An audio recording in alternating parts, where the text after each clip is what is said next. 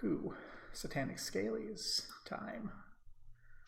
Now we're just waiting for Tom to get done feeding his boyfriend. Gosh, Tom, why do you have a boyfriend? Why can't you be a nerd like the rest of us? I have a boyfriend. Well, now I just feel bad about myself. I don't have anything but an ex-wife. I mean, it's a long-distance relationship, but I have one.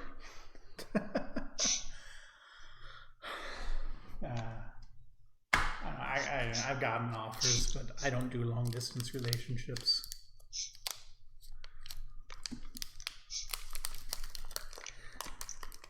And I'm not really interested in a relationship at present. I've got too much bullshit to deal with. Yeah. And then, when the bullshit's handled, I'll be like 50 and no one will be interested. That's how life goes. Yeah. You live it up in your 20s and then you find better things to do than run around fucking everyone.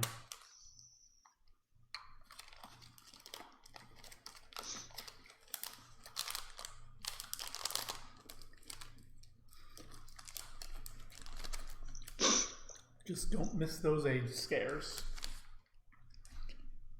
Those suck. I'm glad that I don't have to deal with them anymore. Yeah.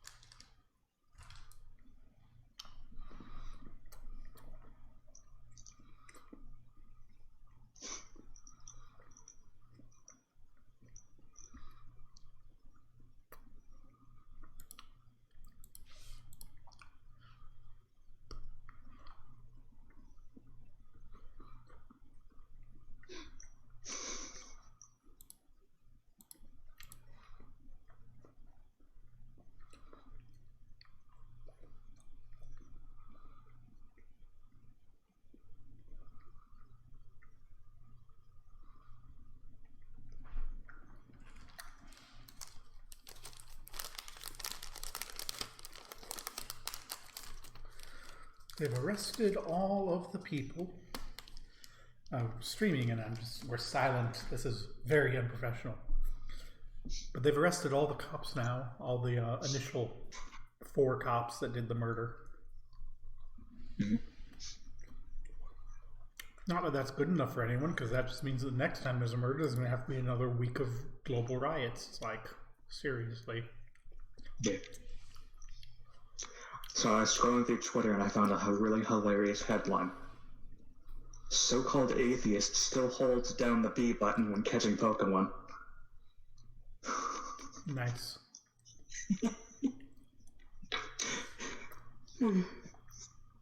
I also saw a video of a cop getting bitch slapped by an alligator's tail.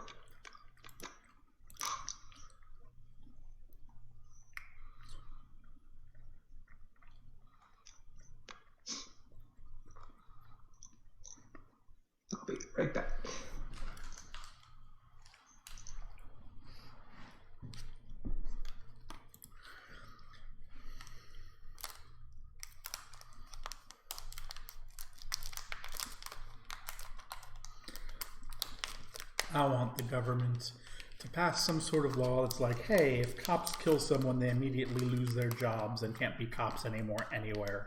So that this protest can stop and my Twitter can go back to just posting Shira lesbians all day. That's what I want.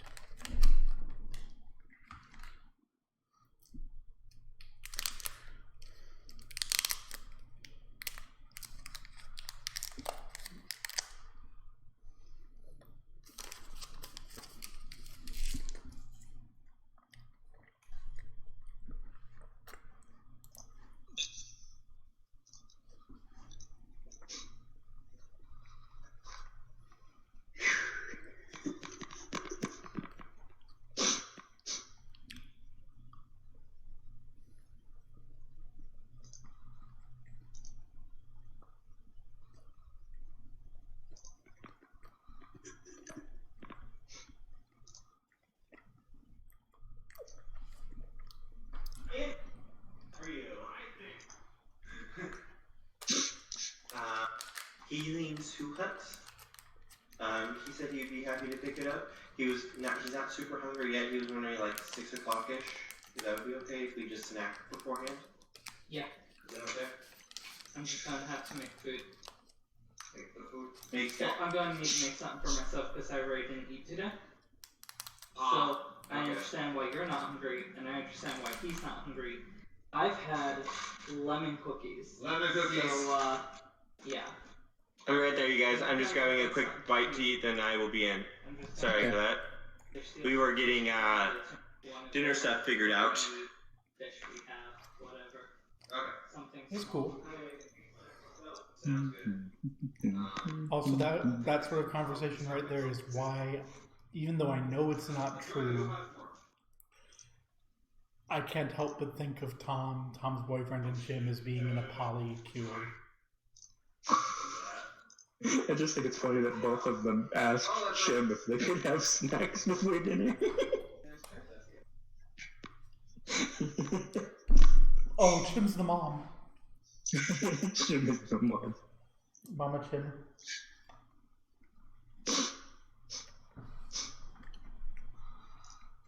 I need to get my plate.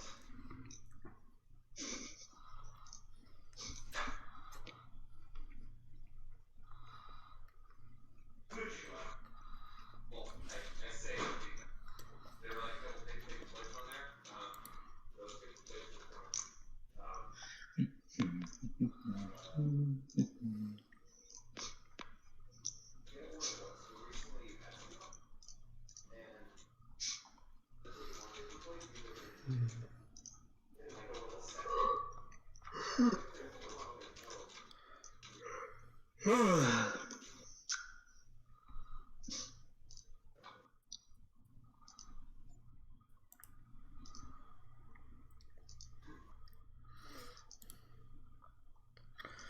People are seriously being like, imagine if Obama tear gassed the Tea Party protesters? I'm like, he didn't, but you know who he did tear gas? Black Lives Matter protesters. It's like, seriously, Trump is bad, but everyone is forgetting that Trump isn't really doing anything new. He's just telling you that he's going to do it when he does it, instead of lying about it and then doing it behind the scenes. Grumble, grumble, grumble, grumble. This is a politics stream. No, it's not.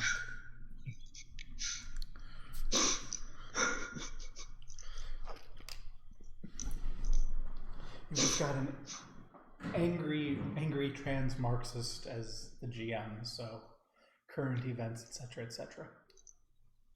Rumble, rumble, rumble.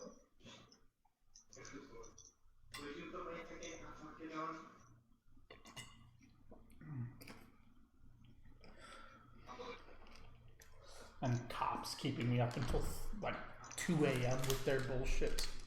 Yeah. Rumble, rumble, rumble. Alright, I have my food on. Hello, sorry for everything. It's okay. I got to complain to the void about politics. We're a politics stream now.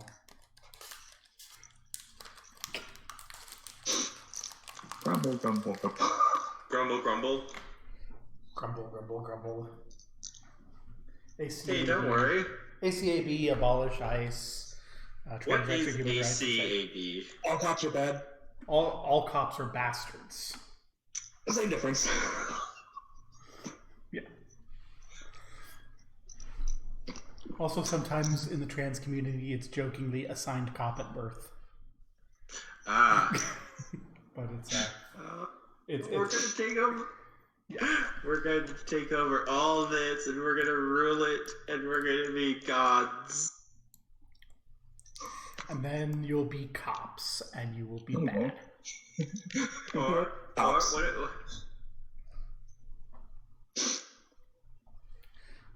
What if we start a golden age? We already beat up the cops. That's why we escaped Randers Square. Just because you beat up the cops doesn't mean you aren't going to be cops. I mean, hello, George Washington. King Cop. Killed some cops, then became cop. The secret is to kill the cops without them becoming the cop. Yeah. In a parody in Minecraft. A parody in... Yeah. So who wants to do our previously, get us off of politics and into the northern shore of Lake Tarek? You got this, Tom. People had tried to stop us.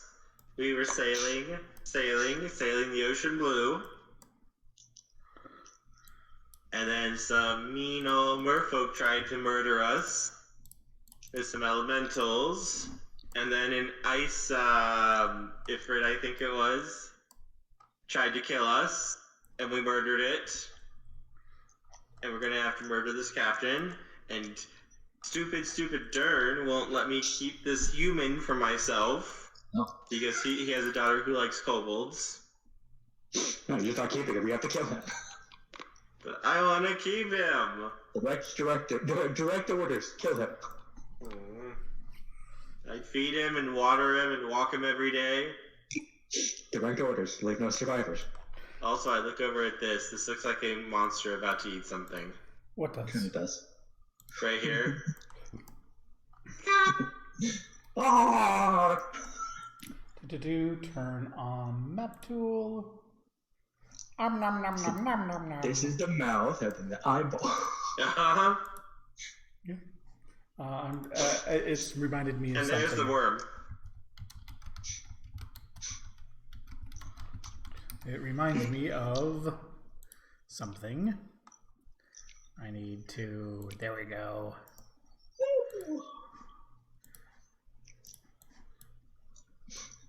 That's way too big. Yeah, that lava monster from Mario, yeah. Helps if I use the shift key instead of the caps key. Yeah. Yeah. So yeah. That is a fairly decent summary of what you are aware of having occurred. Oh, and we murdered a boat full of people. Yeah. Yes. And then blew it up. And after that, you made your way down the River Tega. And I didn't really let you know what you felt on the River Tega. It was an ice-choked entrance where Kargeld and his sailors, and even you two, had to take spears and chip away ice to get into the river. Firebolt! Firebolt! Yeah. Yeah, fireball. And then you end up sailing down the river through this set of mountains up here, which the canyon the river runs through there, it's almost like someone took a knife and chiseled out sheer cliffs on either side. And it's snowing the whole way down. It's cold. And even past the mountains, the The snow goes away, but the cold almost gets worse as the winds from the west start blowing with nothing to stop them. Mm-hmm. And you start going through a vast and endless array of picturesque pine trees frosted with the freshly fallen snow. And eventually you hit the great interior sea of Talongard, Lake Tarek. And as you pull up on the only dock you can see along the north, a makeshift dock strung together beneath some sort of ruin, you see a lot of fires. A lot of fires.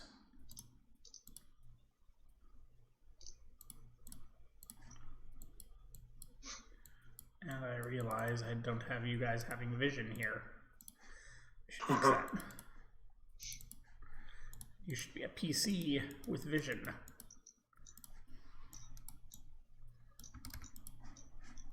And player ownership. As you just see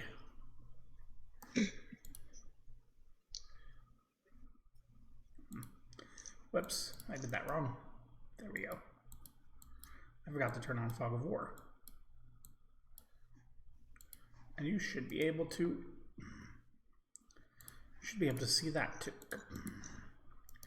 Are you not a light source? You're not a light source. I fucked up. Let me fix that real quick. See, here I was thinking, oh, I made this all dramatic, and then I just thought about doing it and didn't actually do it.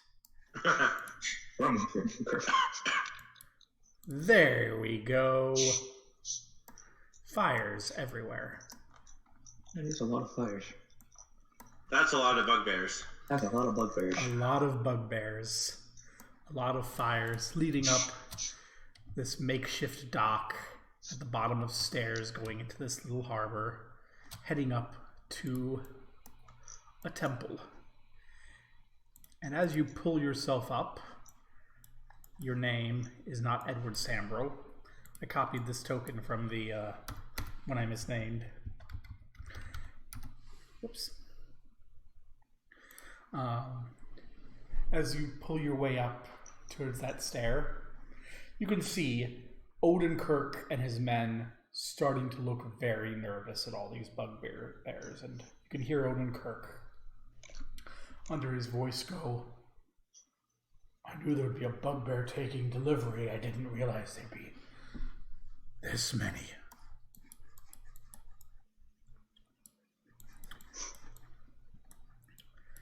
Don't worry, we got this. Yeah. As you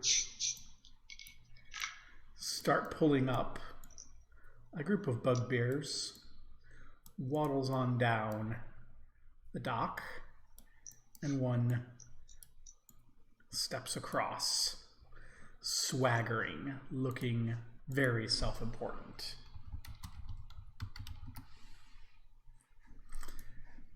And as he swaggers up, it goes, do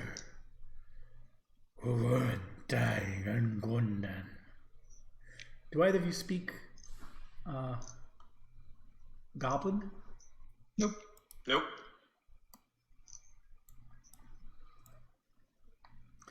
It gets a big grin on its face.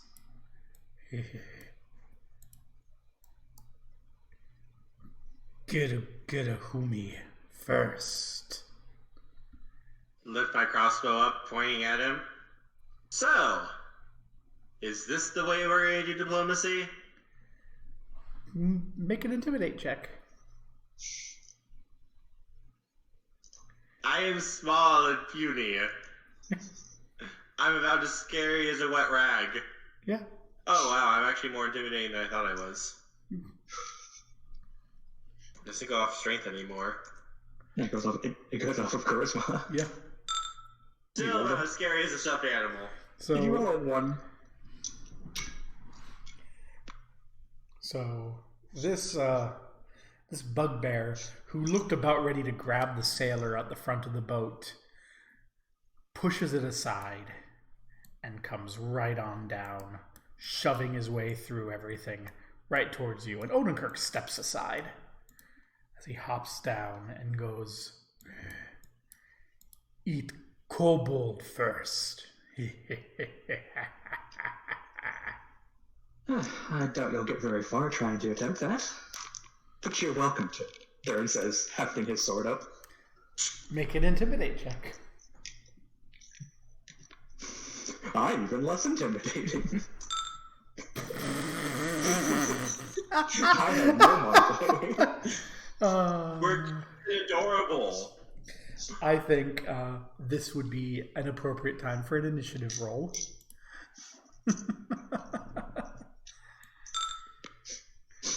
As you are indeed very adorable. Very adorable.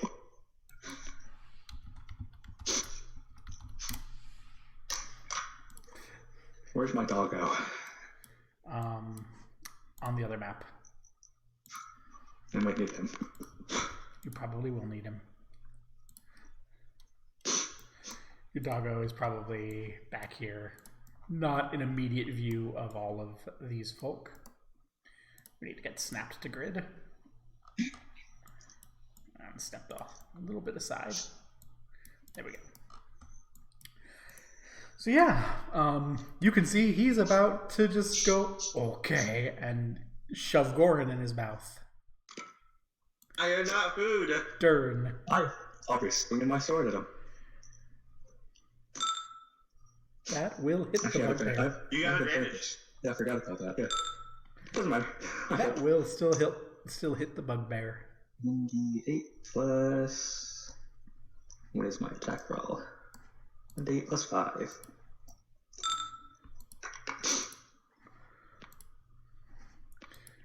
That deals a pretty sizable chunk of damage to this bugbear.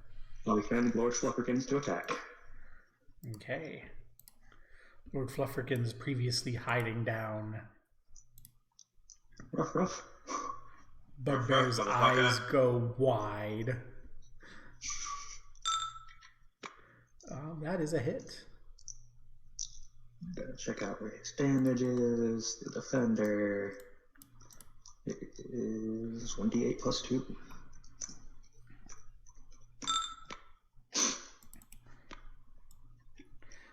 So this bugbear is stabbed and mauled and Gorin. Disengage action with my bonus action. Okay. Remember, that's difficult terrain, all those crates and barrels. Yep. And then move. And then... And we are still level 3 for this fight, correct? Correct. Yes. Okay. I thought so. I just wanted to double check because I don't have my feet then.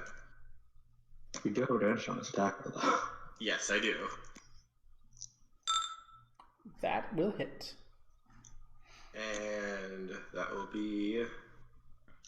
Oh, but since I went first before he did, that counts as an auto crit. Mm-hmm. Which is certainly more than what was there. The bugbears, go, "Arr!" And immediately you can see, like, all the bugbears up on the, hill here and over here are just beginning to come over and look and chant and laugh. And so you can see these 4 bugbears, terrified, but more terrified of being, cowards, hop up here. That's 10, 25, 30. And start attacking the crew members because he's close there. Oh no. Whatever will we do? Oh no. He's just saving us work later. Well, I mean, if you get too few crew members, you may have to start making checks to pilot the boat. Yeah. We can afford a couple.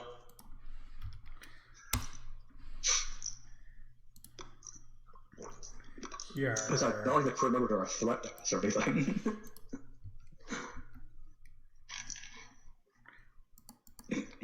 I'm not even going to bother rolling damage. They're in the 2 hits and they die camp of mooks.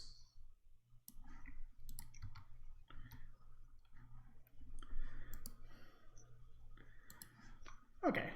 Dern. Stepping up and swinging.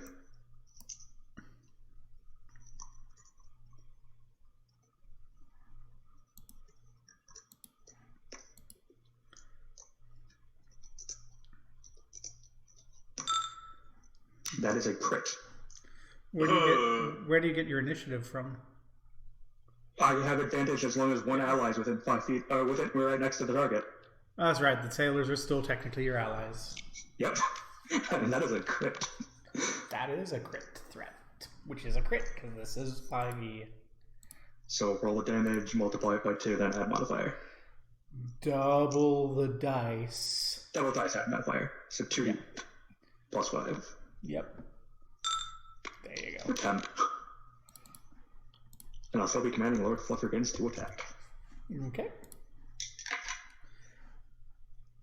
Guess whose turn it is? Yay, Lord Flufferkins. That does not hit. Sad face. Gorin. Bonus action to hide.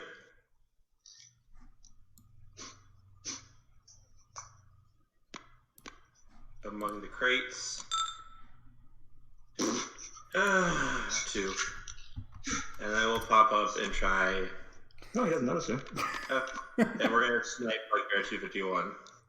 Okay. I want to make sure I get in this habit. That's a hit. And he's not aware of you. So you get sneak attack. Yep.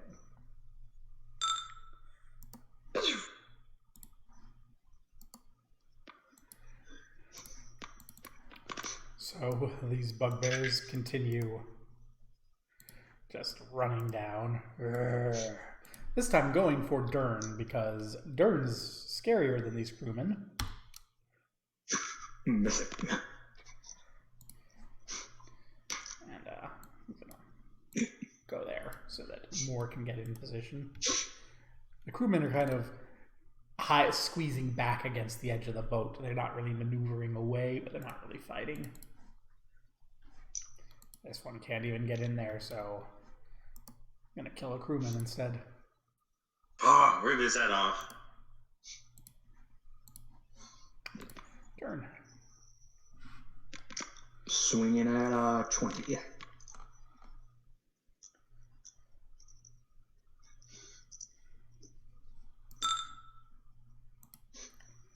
That's a hit.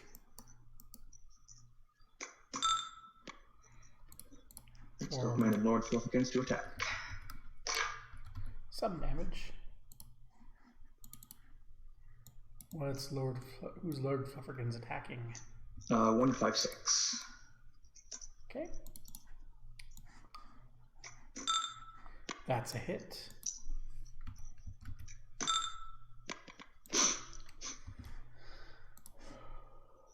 Gorin. I'm going to snipe Bugbear 20. Alrighty. Did you hide first? Nope, I'm just using pack tactics. Okay. He has advantage. That's a hit. That's right, you don't need to hide the sneak attack because Kobold's OP.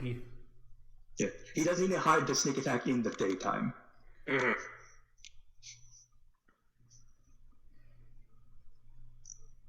Because sunlight sensitivity. If we're exposed to sunlight. Yeah. Or our targets that are in sunlight. Then I will hide. Sure.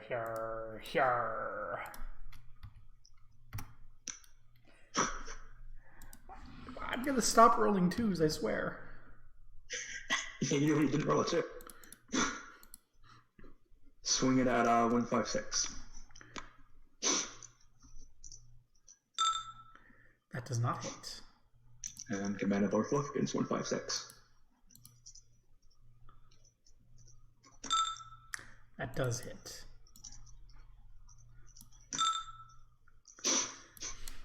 So 156 has gotten into a bit, has, figured out what's going on here and has a, little morning star blocking everything. Almost a wooden club. Goran. I'm a snipe 156. So there's 156 blocking your brother, getting mostly out of the way of Lord Flufferkins, looking like a regular badass. And you fire, and with a little click, the bolt goes off, and you see 156 twitch and grab the bolt just moments from going in its eye. And whoosh, vanish. Ninja vanish. Dive back into the crates.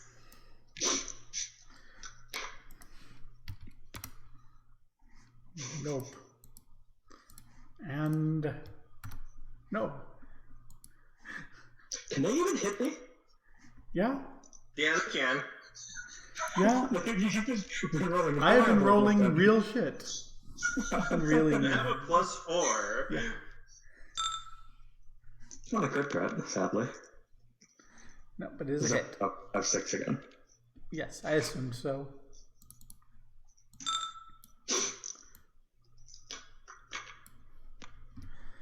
$156 is not looking good. Lord Flufferkins. Lord Flufferkins hits.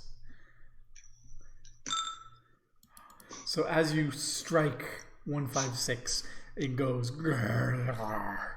Lord Flufferkins takes a bite and rears back, and for a moment, you think 156 will fall as it stumbles, grabbing on where it's bleeding under its throat. Not down. I'm a snipe 169. Okay.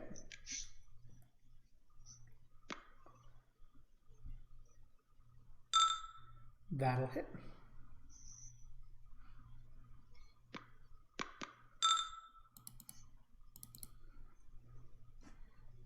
I need to get rid of you because you are in the wrong lair and you're getting in my way. There you How go. are the other, the ones who are watching us reacting to this? Cheering, laughing and cheering? They're enjoying the blood sport. You rolled that. Okay.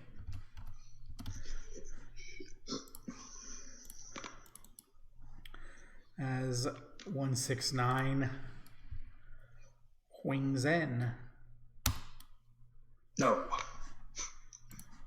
and 156 grabbing at the neck goes,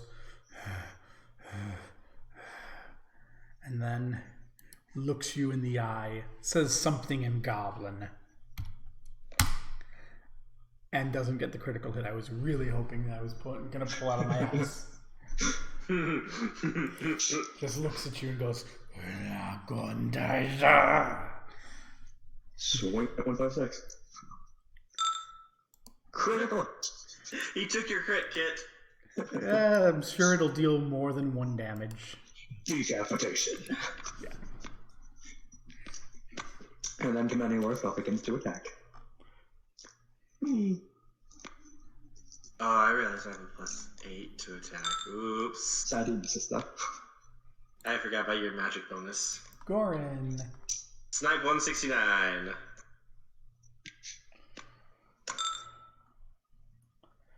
That does not hit. I have advantage. I forgot to roll them both. That does hit.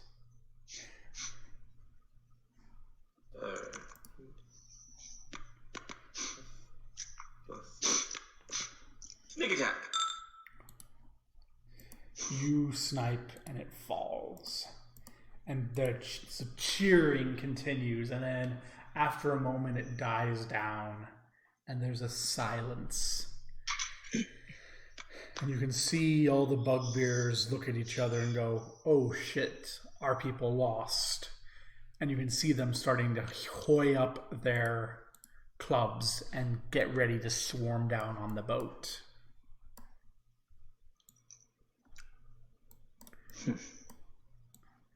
And as they do, one bugbear comes out of the ruins, smaller than the other bugbears.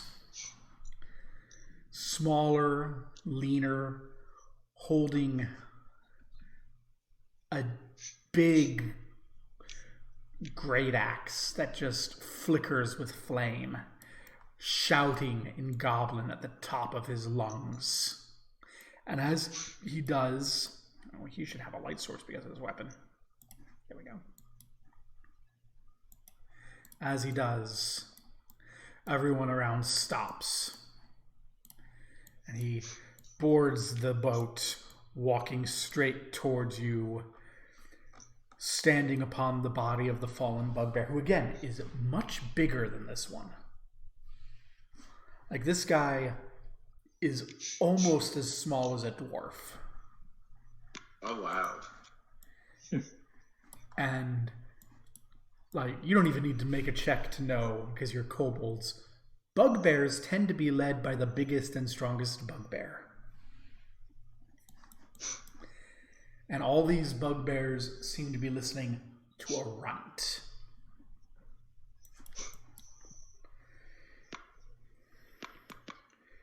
And as he arrives, axe wreathed in flame, he points it straight to Dern. Who are you? Who sent you? In clean, unaccented common. We were sent here by Thorn.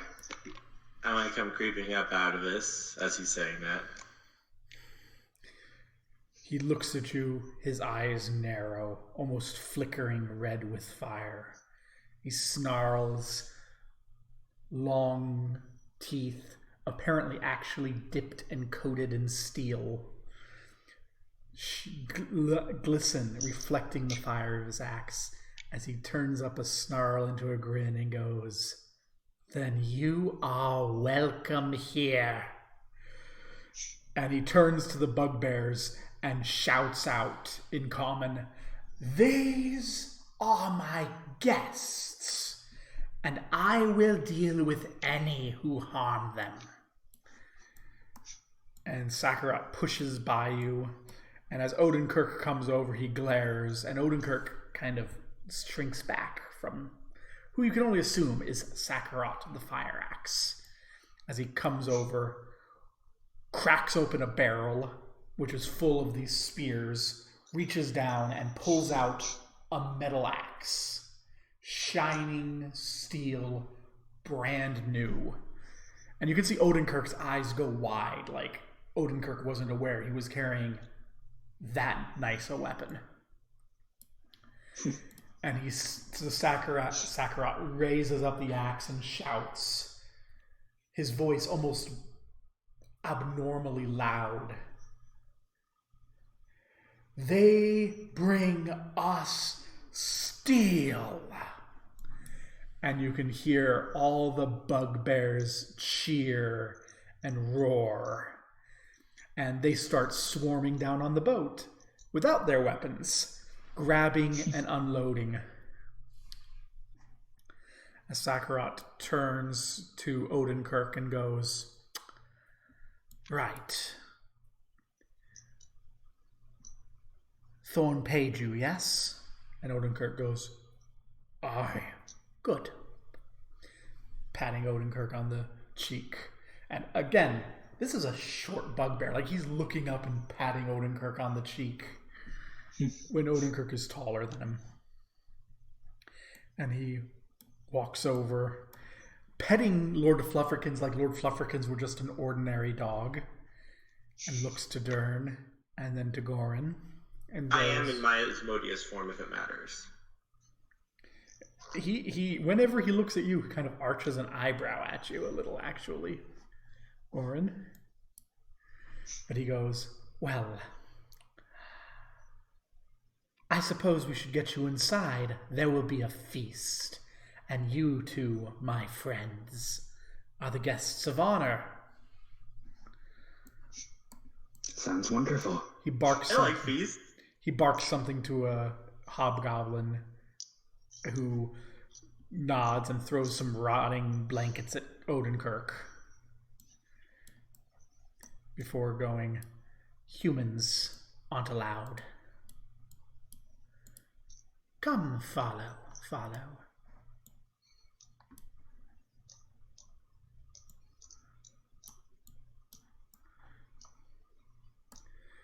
So, do you want to manually move, or do you want me to teleport you all to the feast hall?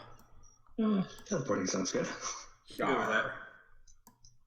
To the main hall. Oh gosh, I've lagged my own server. Too many pieces. That's a lot of bugbears. The bugbear, yeah. And further. To the hall. And further. To the main throne room and the great feast hall.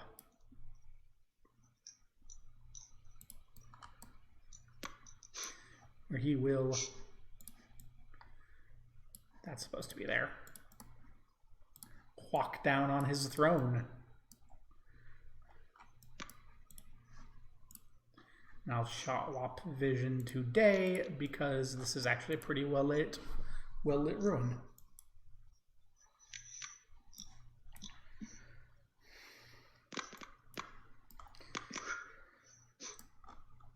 So I'm just going to be looking around everything. Yeah. There are a lot of bugbears. This is actually the feast hall table here. I'll unsnap you the grid so that you can center yourselves as you see fit. But yeah, in here you see goblins, bugbears, hobgoblins, a couple minotaurs wander through, and this is a brutal, savage affair. Like, this isn't a fancy feast, it's a bugbear feast. And they bring in elk and deer and all sorts of fresh meat. Very fresh. Still bleeding, often, meat.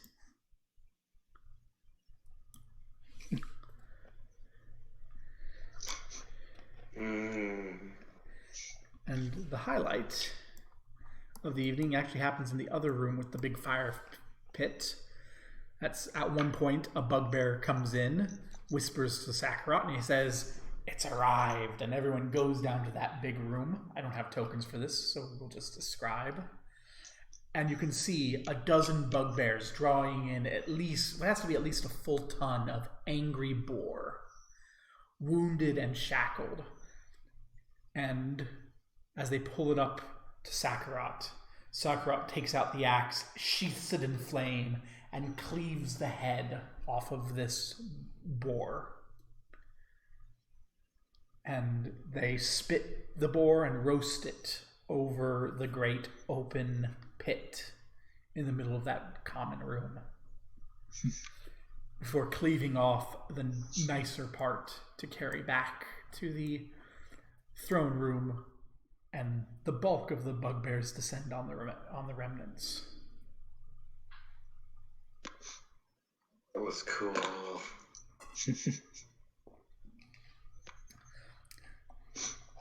Sakurot nods. Yes. Yes, indeed it was, Gorin. At this point, I assume the small talk has introduced you all with your names. Yeah, probably. Yeah.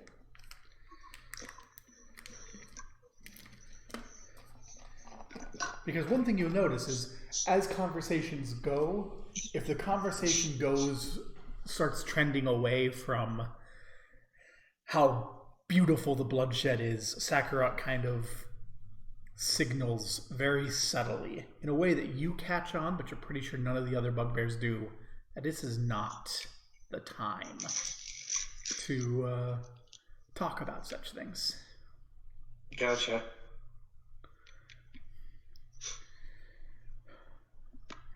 And the evening goes on, their feast goes on, bugbears wrestle and fight, outright killing each other in blood sport before, as everything dies down, Sakurot smiles a little and says, "Well, I suppose it's time for us to retire.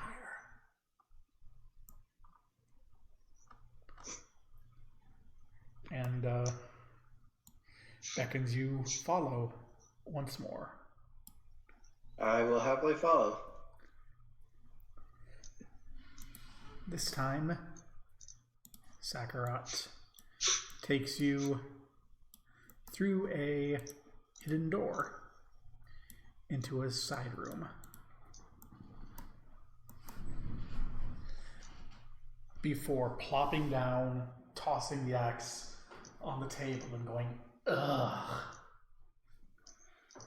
And pulling what, as far as you can tell, is a barrel of celery out from underneath the table and starts chewing on a piece of it.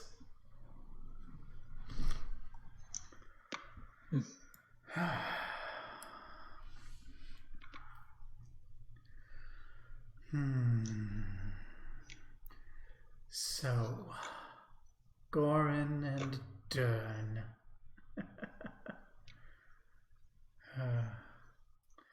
I was expecting you to be humans.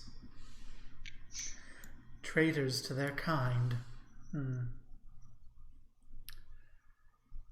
Interesting. Still, are not kobolds parasites upon the human lands?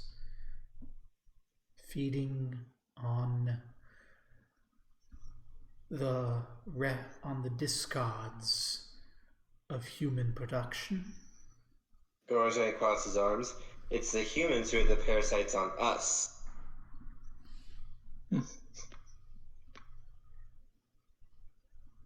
Fireaxe turns more towards you, Dern, as Gorin says that.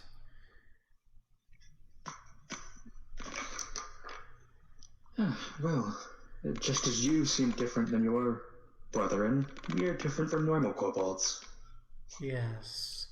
Still, when Ballantine falls and my horde pours through its shattered gates, we will slaughter the Tylerians by the 1,000. You will not regret it, will you, when that brings hardship to your people?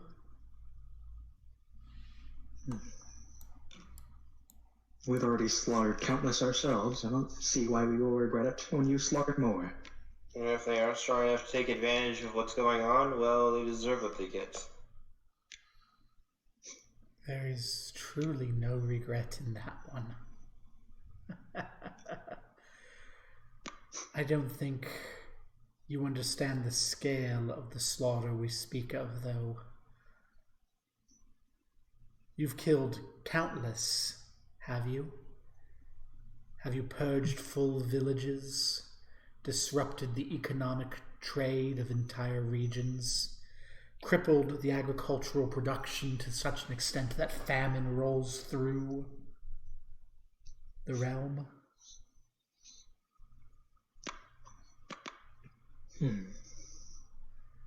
Can't say we have. I'm sorry, I didn't catch you. I want to learn how.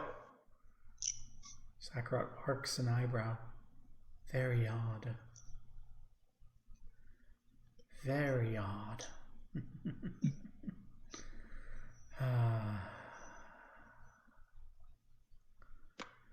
It's very odd indeed.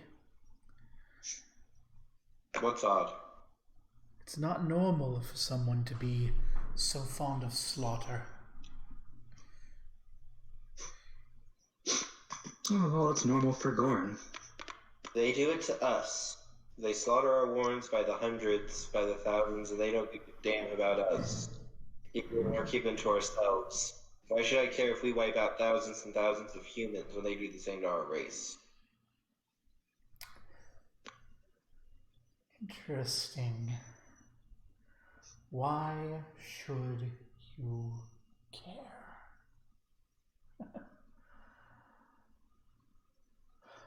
That is Besides, a good question.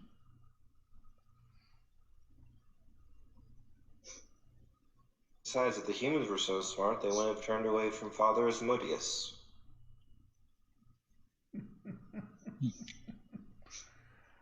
That is truer than you know.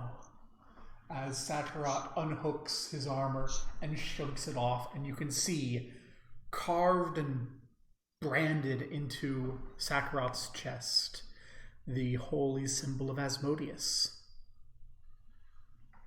I'm going to pull up my own holy symbol, the silver one I have. He smiles. May I ask you a question, Gorin? One devotee to another? Mm-hmm. Would you have regrets if we were going to slaughter the kobolds and not the humans? Why would I? If they aren't strong enough to embrace it, then they deserve what they get. They have to be wise enough and strong enough. Otherwise, they are fodder for the strong, to be used as they see fit. If I need them to die for some reason, then they should be honored to die for Asmodeus. How about you, Dan? I'm not particular to who we kill, as long as it gets the job done. I think I see why Gorin joined our beloved cardinal. Why did you, Dan?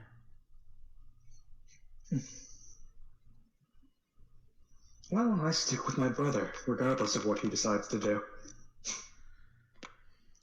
I see. How loyal.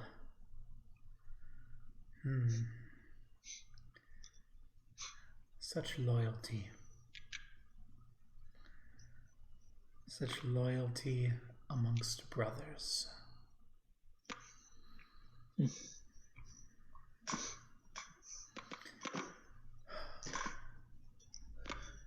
wonder what would test that loyalty. Please, don't mind me. I am starved for decent conversation. It doesn't seem like you get much up here with kind of points a finger back towards where the celebration was. Yes, the Avernian knot.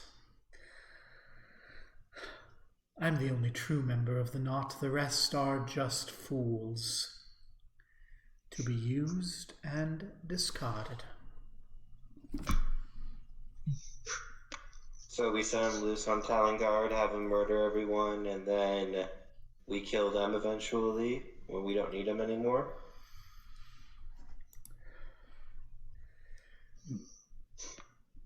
As you say that, Sakarat's eyes narrow, and he walks up, grabs Gorin by the chest and lifts him from the chair so that you're eye to eye, your feet dangling below you. How much has the Cardinal told you? Nothing, I just guessed based on what you said, and he seems to want to take Talongard over, I think. I don't think he'd want to rule over a blasted wasteland. And this horde won't leave anything but wasteland left if this is anything to go by. So, knowing my master, he would use them for all they were worth, and then I will betray them for the greater glory of Asmodeus.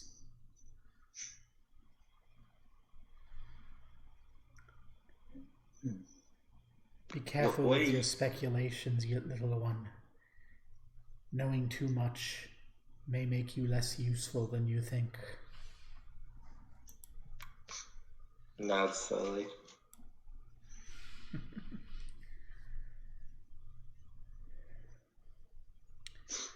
Since you... I'm sorry. Well, why are you doing this, though? What do you get other than service to our father? Is there something that you want out of this?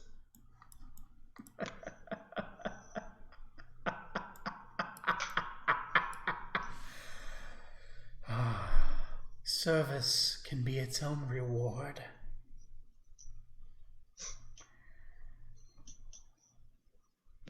as he leans down to you, Gorin, and whispers into your ear. You're clever. I'll let you know that I know that Thorn is not his name.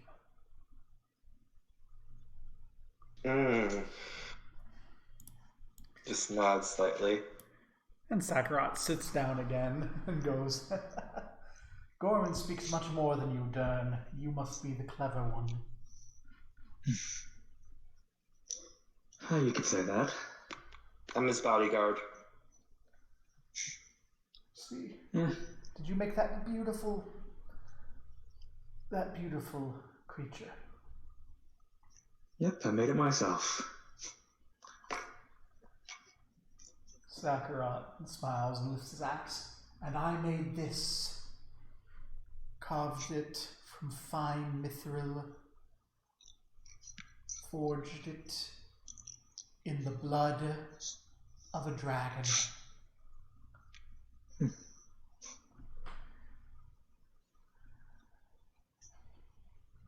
And slaughtered all those who called me worthless runt. This dog here isn't the only thing I've made either. Dern says as he points to Gorin's crossbow. Holds it up proudly. It's good workmanship. There's magical arrows that I never need to reload. Very nice. And then my brother has his sword too.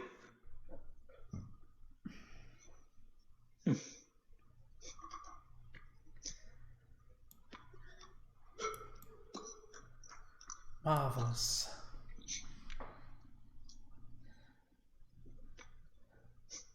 So what is the plan for us to do to break open the watch wall for your horde? Oh yes, I'm supposed to give you information on that.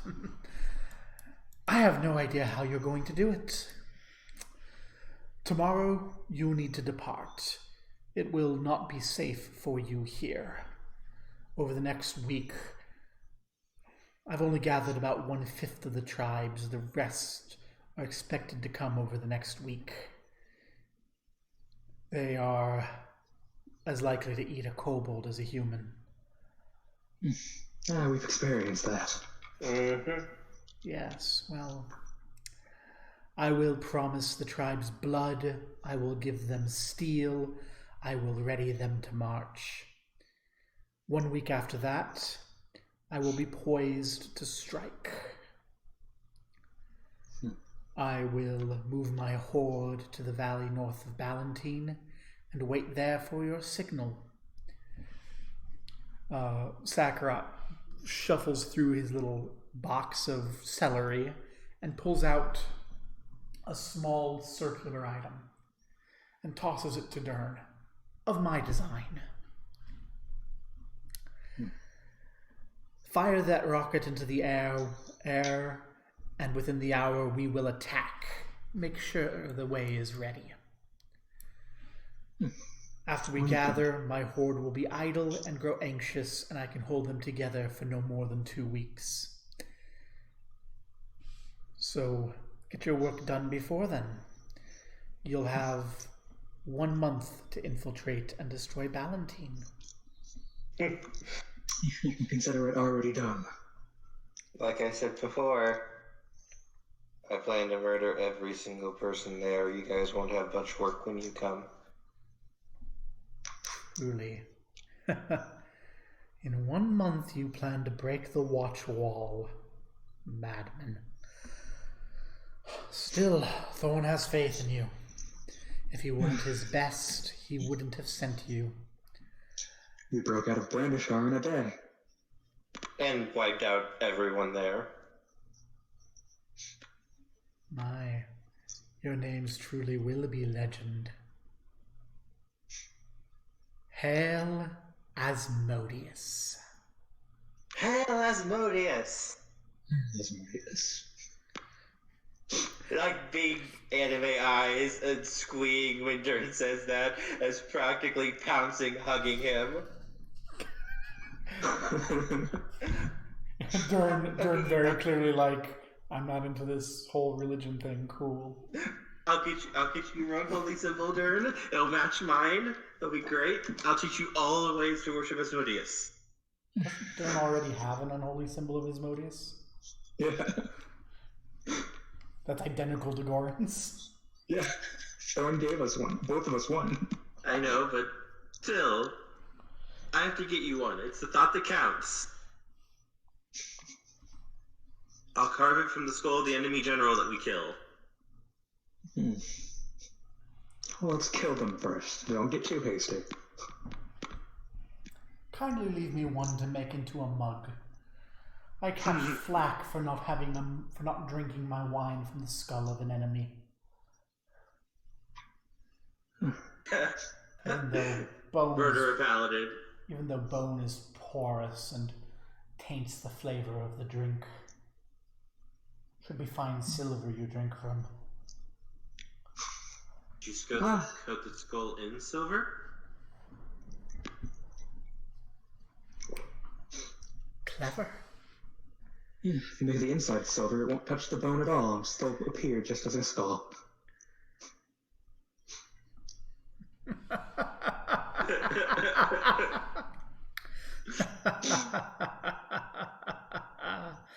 Leave.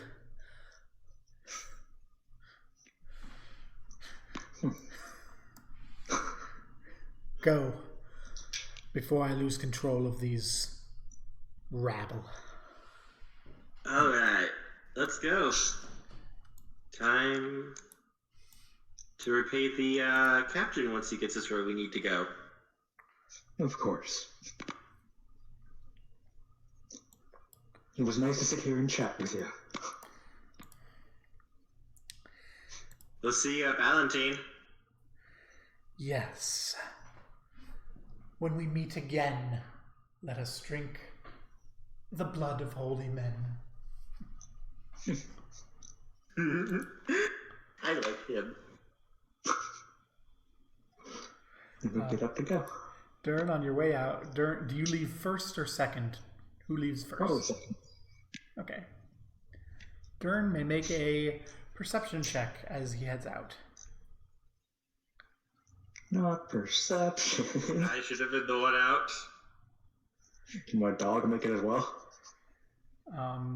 Does your dog speak common? Yeah, he understands every language I do. Can he communicate what he hears? I don't think so. Then no. So only me. I rolled a 10.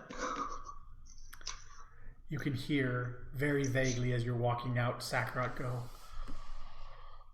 "Oi, a psychopath.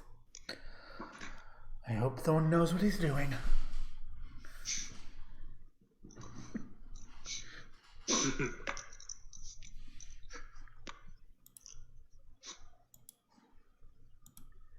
I'll be right back. I have to pee.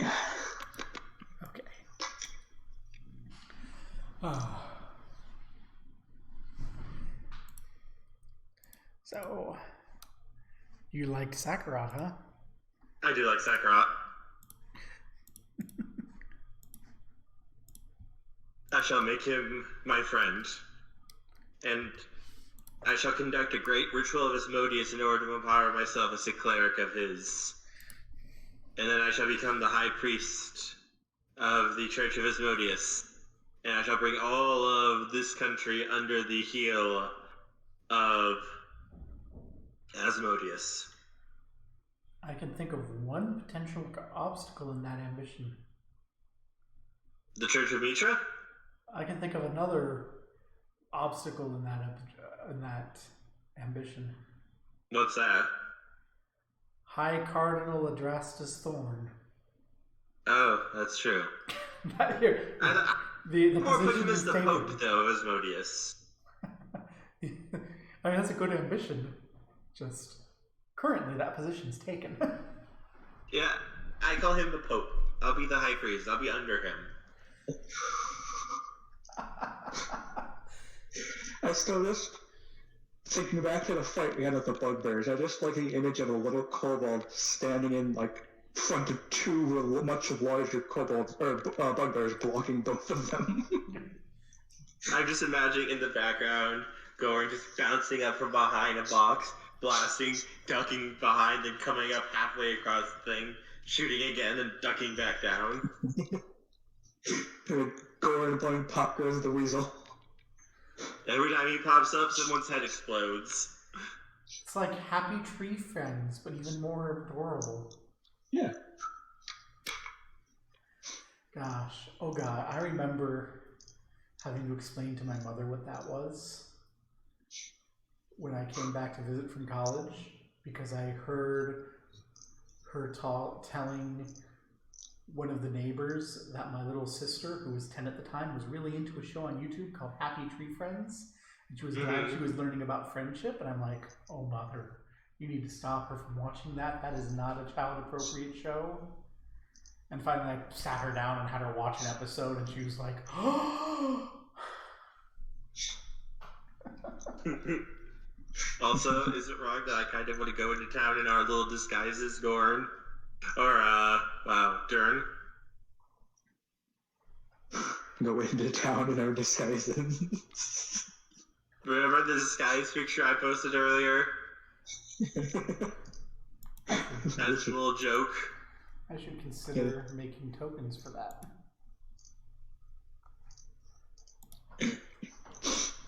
Cute little Humy boys. Little servants going up to work at the castle before they start murdering people. It is very much not setting appropriate. I figured their clothes would be more setting appropriate. I was more looking for the appearance. Yeah.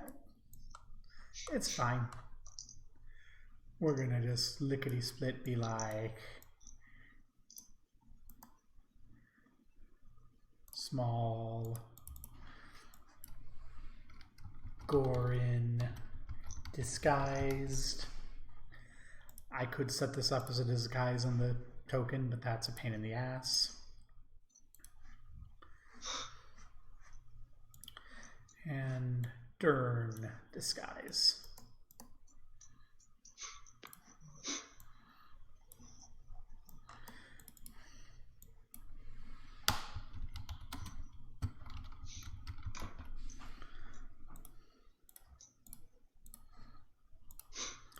Here we go.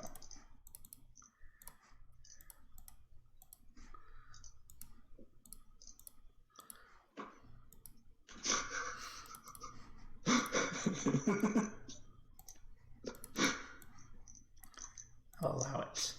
I'm going to go get them out of there and take them to the map that they might come into experience in.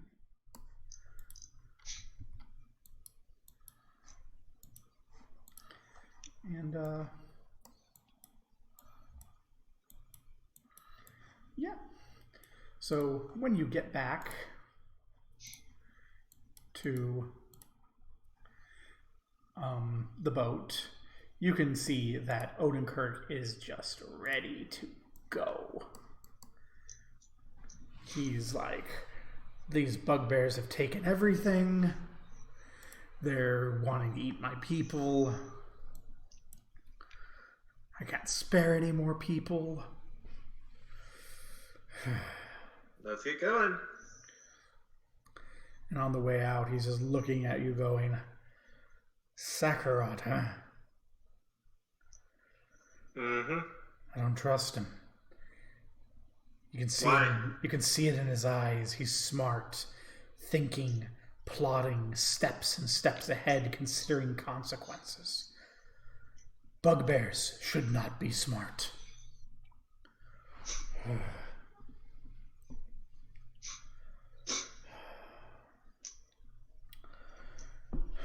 We're gonna... haven't been paid enough to do this. That's okay. We're gonna go south across the lake under the cover of darkness and drop you on the southern shore, no closer than 4 hours walk out from Aldencross. Then I'm going to sail east, go upriver, and hit the sea. And then, God's willing, we'll never see each other again.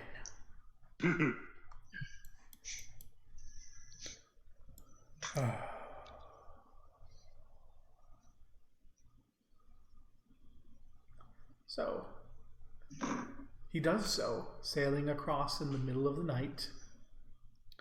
All of the sailors and everyone just exhausted as they go along. You're dead. Happily napping. Or just kind of relaxing, at least, if not sleeping, just relaxing. Yeah. Turns over here. And just kind of like sleeping with my crossbow in my arms, because if anyone asks me, it's like, last time I went to sleep, some stupid elementals tried to murder us all. Yeah. You can see that everyone's a little nervous, but also a little relaxed. They're like, okay, they're going to be gone soon. Those cursed kobolds are going to be gone. And when you see the southern shore, Odenkirk pulls up, brings his boat along, and you're maybe about 40, 50 feet from shore, and he goes, okay, you can get off here.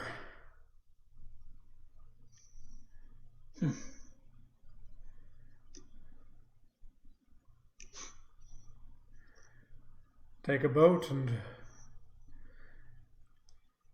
have a good time. Thank you for your hospitality. Yes, thank you. Hey. Sure. And lifts my crossbow up and shoots him in the head. Sure. Let's have you make a deception roll, Gorin. Okay. Just to see if he realizes that something is up. Where's my record? Holy shit, I rolled well. Just get why? That's where all of my good rolls have been going this entire night, I guess. Fuck. Anyway, I can get advantage on this roll, damn it. I try to leave this anyway, I might be able to fool him it. So, you guys are like, yep, thanks for the hospitality. And there's a moment, and you know that moment like in a Western movie where they're like, yep, bye. And everything takes a moment too long. Mm-hmm. You crack your weapon up just as Cargill draws his axe and starts diving to the side, and it's initiative time.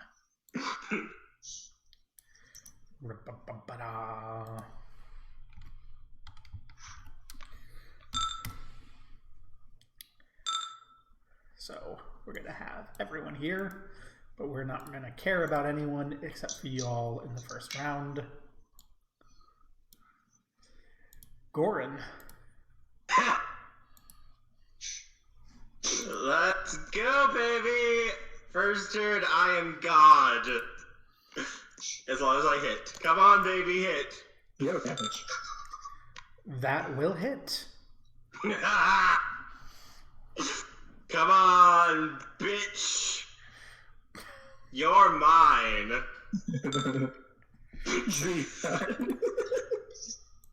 First round attack. If I go first, I do a lot of damage. You strike Odenkirk in the chest as he tumbles down, drawing his weapon.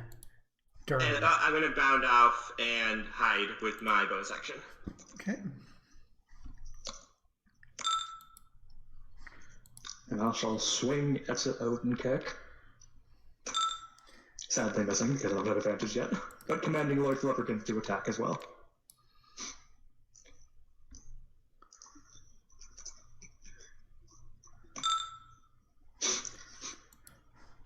As Odenkirk growls, furrows his brow, roars in utter rage, and immediately swings his weapon up towards you, Dern. Disadvantage. Get disadvantage. Yep. Go, Puffer Kids, protect him.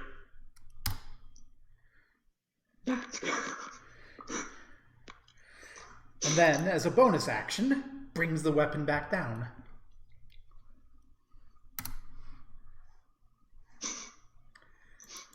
And all of them go, oh shit. We don't get second turns for you guys. Come on now. And then we go to Gorin again. Hop up. Attempt to snipe. No!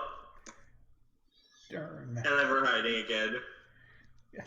You attempt to snipe, but you can't really because there's Battle Axe and Dern. God damn it, get out of the way! Dive, dive, dive! I'll be swinging at him. That will hit. And the Flufferkins will also be attacking.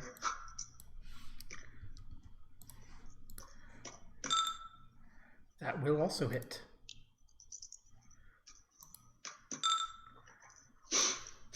So, how do you want to do this? I'm assuming Lord Flufferkins is going to kill them. Yeah. Biting him so hard in the throat that it decapitates him. And thus he falls. And the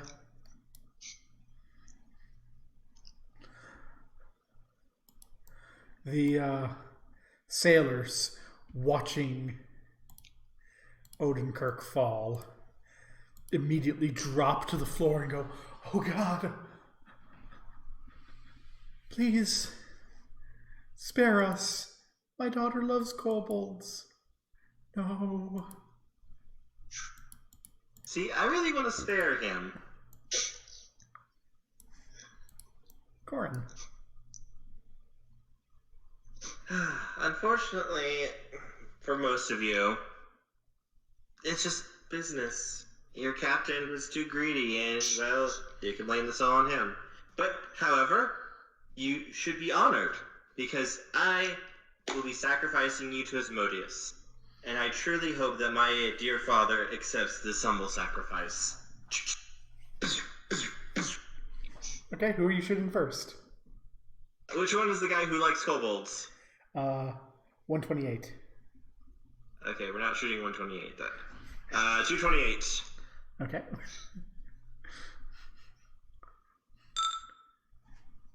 Seriously? Oh, that hits. That does hit.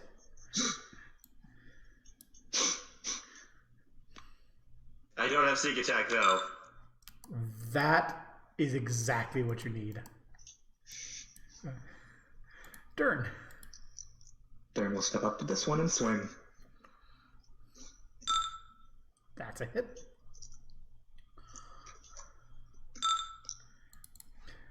Demand Lord Flutterkins to attack the other one. Okay.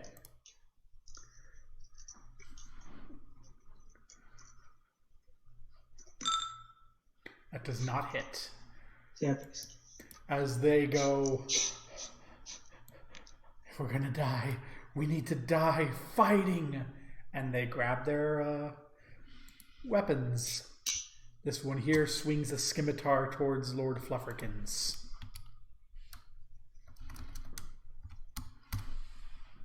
Yeah, that'll hit. For half the damage, because he has resistance. For 2 damage. Ooh, that's handy. This guy here, the one who likes kobolds, is going to whip out a crossbow, load it, and shoot it at Gorin, tears in his eyes. Nope.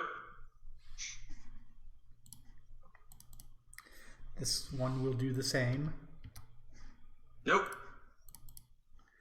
This one will draw a scimitar and swing towards Dern. Nope. And another crossbow bolt at Gorin. Gorin. I'm just gonna point at 128. You might survive this before shooting 29.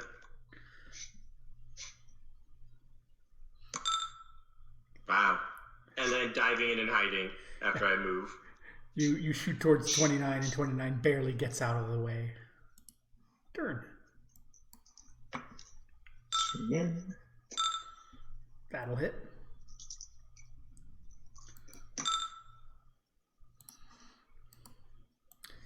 For a dead Sorry about sailor. that. Or Flufferkins. Yay. Wow. Flufferkins, why? This one stops and goes, I might live. I might live. By Lord Asmodeus, I will live. And flips his crossbow around towards Sailor 88.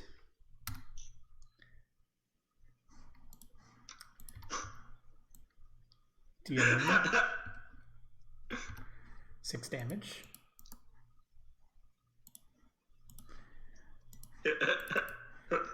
This one sees Dern approaching and actually steps around to the other side going, I know that the beast protects you, and attacks Lord Flufferkins. Missing entirely. Smacking Lord Flufferkins hard enough that his scimitar bounces out of his hand and splashes into the water. 88 flips to 128 and goes, traitor! And shoots. The arrow getting swiped by a bit of loose rope in the wind and barely missing. Lord, this favors you. This one hits. As 128 drops to one knee going, ah! Orin. Don't, my follower! Pounces up out of hiding and snipes 29.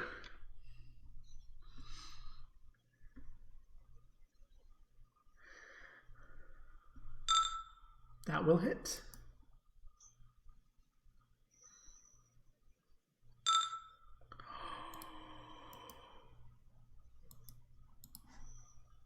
He's not Damage on down. both. He's not down. As Jared just got like offhand comment, if it even though it's protecting me, why get between it and me? Actually, we're gonna hide too. Before swinging. That's a hit. D8 plus 5. Oof. And Lord Flufferkins. Flufferkins, please. Thank you, Lord Flufferkins. Rips out his throat.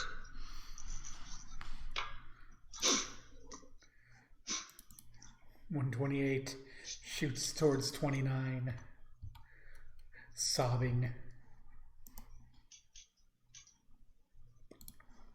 Dealing more than 1 damage. As 88 cocks towards 128.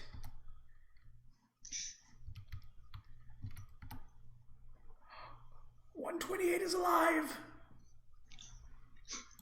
Gorin. Pops up out of hiding. I'll save you. In Asmodeus' name. Roll 1. That's a hit. Sailor dead.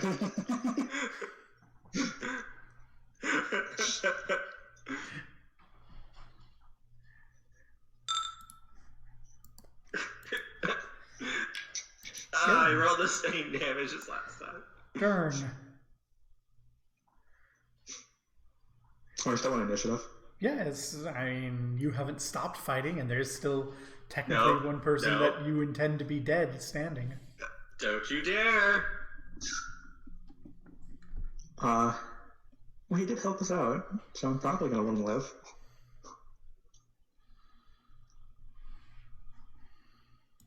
Yeah, I'm not gonna fight him. Okay, Lord Flufferkins. Haven't heard any orders besides fight. I will tell him to stay. Okay. This is probably gonna blow up horribly in our face. Sailor Daddy walks over and stops, dropping to his knees. Please, I have a wife, I have a daughter. This is my last voyage before retirement. I have a question for you. Yes. Where was Mistra for you in all of this?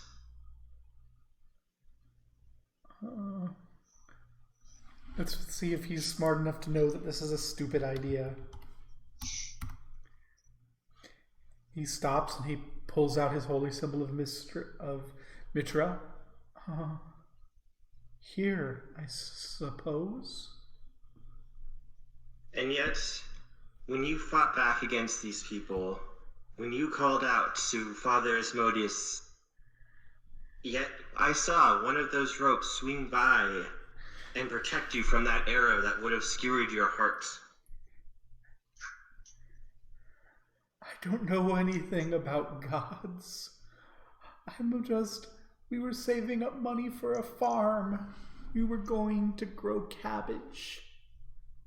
And do you know what you can have with us? A farm? You could have a palace. I don't... For your daughter. For your wife. Imagine being a noble. Ruling over all the territory you could want. Imagine the life you could give to her. And that she could grow up with and her children could grow up with. I don't know. We're simple people. We paid off the debt. We would pay off the debt and then a simple life. I'm going to wave to Duran to heal him. That's what I was planning on doing, and I was going to cast Cure Wounds on him. Okay.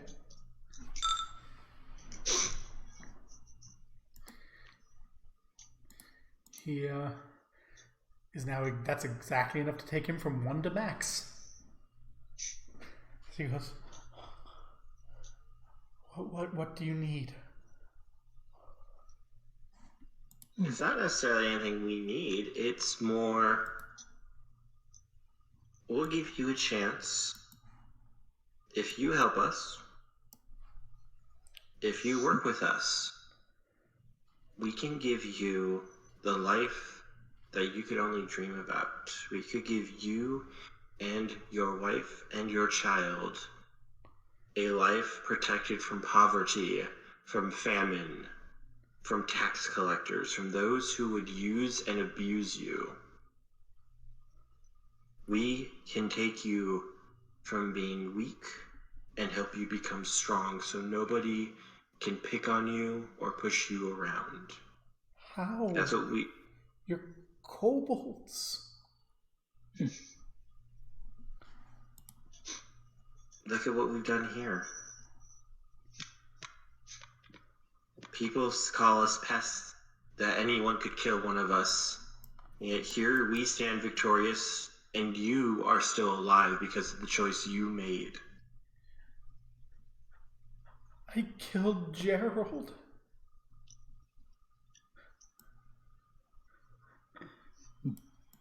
Sob. Reaches a hand around his shoulder. And yet, I can't help but wonder, where was Mishra for all of you? Why wasn't he protecting you? Why wasn't he helping you if he's such a benevolent god? Why didn't he protect these people from your arrows? If you were wrong. If you're the bad guy. We just delivered weapons to bugbears. Yes, we did. What sort of sin have I done? You didn't commit any sin. Go ahead and make a persuasion check. Would I get advantage at all? You've done a very good job of roleplay, so you get the chance to make the check.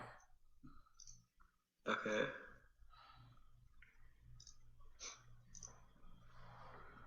Let me grab my persuasion.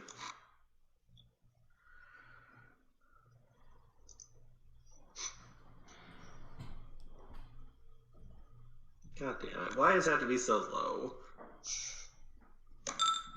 God damn it! He goes, yes. Mitra abandoned me. Mitra set me aside. Thank you. I'll pray for you. He takes out a dagger and attempts to stab you, Goran. Nope. Nope. With advantage, and 10 doesn't hit. Goran.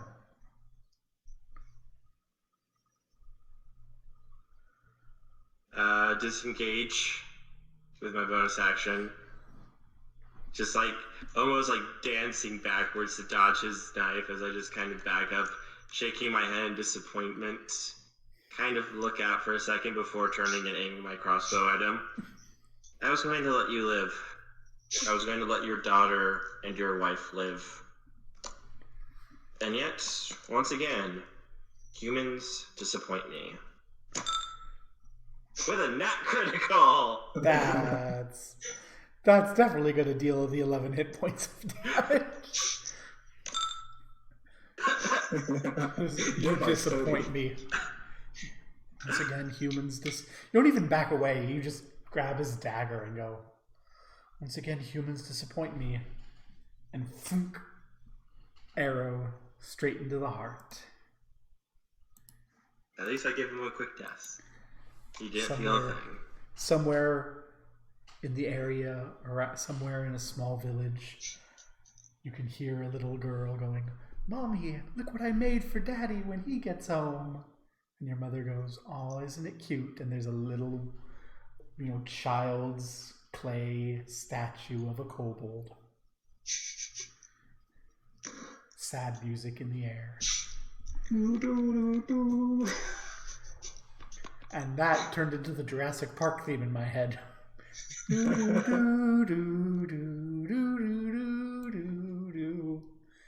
And now there's a copyright strike.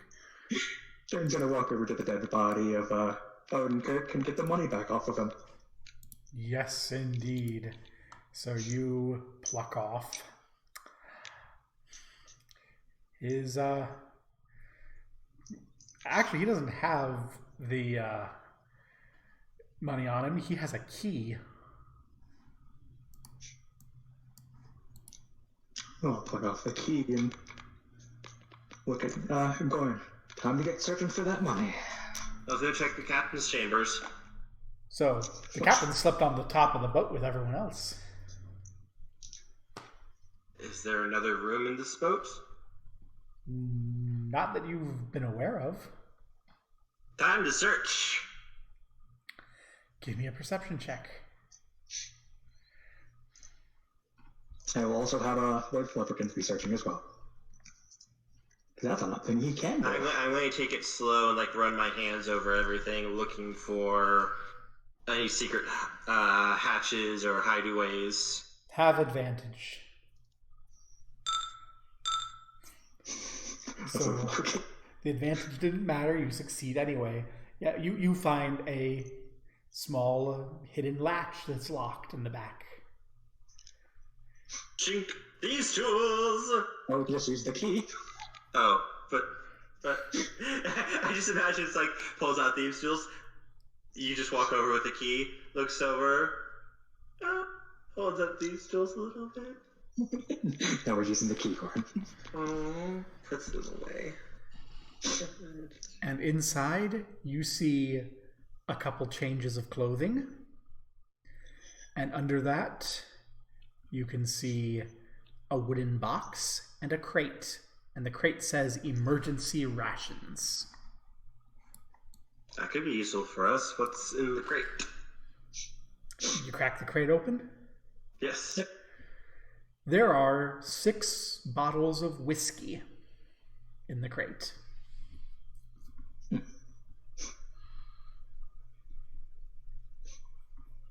And then the wooden box. Inside the wooden box, there are 30... Excuse me, that's not correct.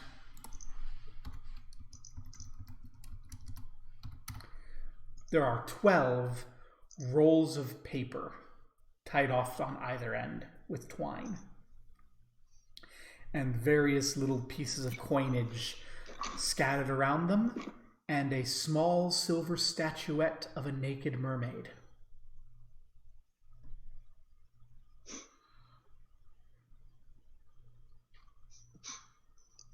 I'm going to take a look at the paper. The paper is wrapped around a stack of 500 gold pieces. There are 6,000 gold pieces in here. Another question. Were we told if you get it back for Thorn, or just take it back and keep it? You were told to take it back and not be wasteful. Oh, not be wasteful. So that means we can keep it.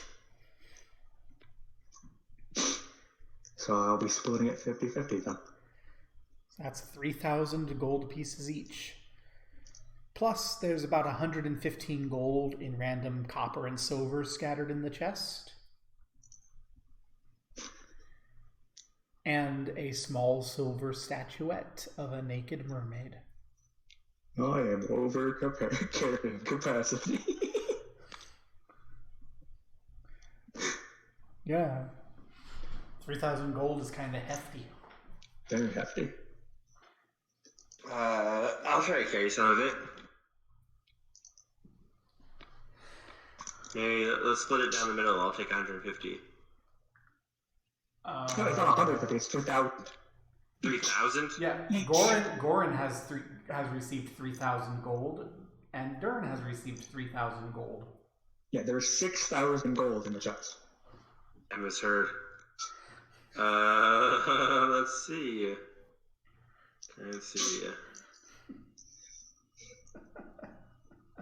Can I like fat a bag to put onto Lord Flufferkins? I mean, there is the great. I am not over encumbered with my 3,000 gold. Oh. I'm massively over encumbered. Is Goran going to take more gold? My carrying capacity is 90. I'm already at 85 without the 3,000. I'll take some.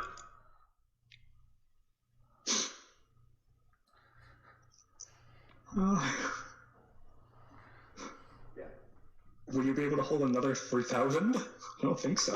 No, I can't hold a full 3,000. Yeah, I can barely hold any. I can only hold up to 5 more pounds, or 4 more pounds, because if a 5th pound will over encumber me. Well.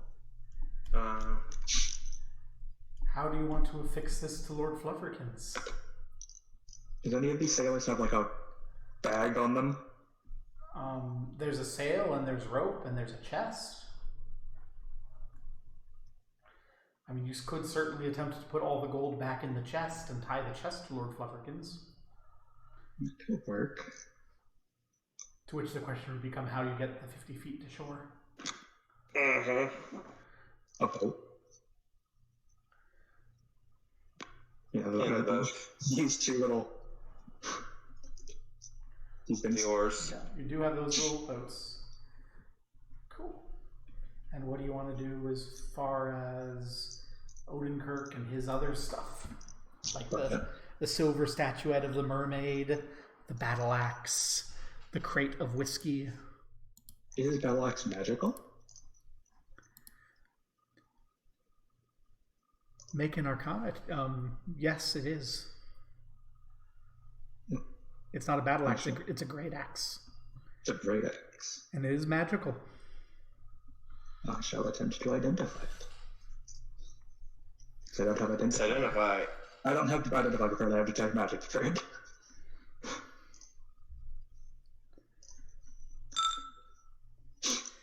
That is a great axe +1. And what is a great axe in terms of equipmenting? It is 7 pounds, 1d12 damage die with a +1 to attack and damage rolls because it is magic. I'm assuming it's a two-handed weapon. It is a heavy two-handed weapon. Yeah, I'm not going to use that then. Never mind. You can't use it. I can use it. It's just when you have if you're a small creature using a weapon with a heavy property, you have disadvantage. Mm-hmm. So I could potentially use it. It would just be bad. So we just we can sell it though. We could sell it. Oh, we should probably burn this boat too. So we're gonna take the rest of the stuff and then burn the boat. Mm-hmm. Okay. What rest of stuff? What do you extent of rest of stuff? The stuff that was in the chest and the axe. Okay. Yep. And the wine? Do we want the wine too? Do we need the wine? Do you want the We whiskey? could sell it. It's not, it's sell it, not or we can wine. have to bribe someone. It's not wine, it's hard spirits. Hard spirits. Yeah, or we could use it to bribe someone. Or we could use it to poison or to put it into someone's food and make them pass the fuck out. Mm-hmm. Yes, I'll keep it down then, yeah. Cool. So how do you intend to burn the boat that is very much designed not to burn? That's a good question. How many bottles of hard spirit do we have? 10. We have 10. Yeah. How many bottles do you think it would be to start a good fire on the deck? Go ahead and make an intelligence check.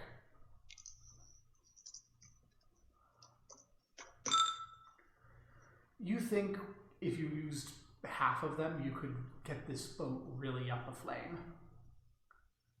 I think that's a good idea, Corn. Sure. Yeah, we'll use half of it to set the boat on fire. Cool. So you gather up what you want onto the little raft, you float it down to the water, you douse the boat in bourbon. And then fireball. Yup. From the boat, from the small boat, I assume. Yes. Wonderful. So, I will need one, let's say, strength check to navigate to shore. I was hoping you would say survival.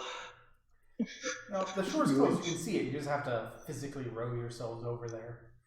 That's on you, Goran. Out Well- knocking yourselves over. Yeah, Gorman's got it. It's hard, it's heavy, it is not kobold work. The water splashes on you, it's cold, it's dark. As we're going, I'm going to kind of look at it, it's like, we're going to need a cover story when we get to town. I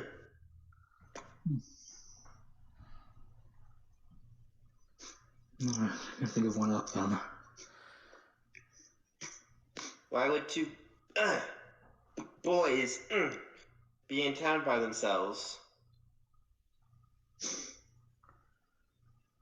That's a good question.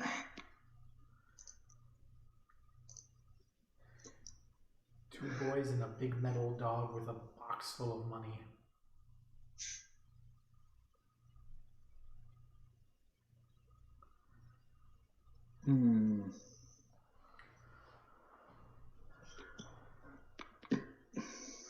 Incidentally, you're leveling up on the course of this boat ride over. Yay. Level 4.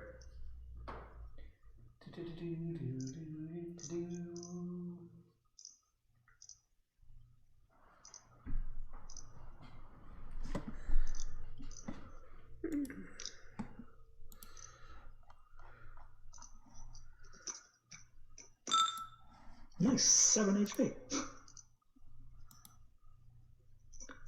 Nice. I'm looking real quick. Ability Trying to score decide if I did want that feat or not. Int increase. Yeah, I already have 20 decks, so it's like, I know 20 int.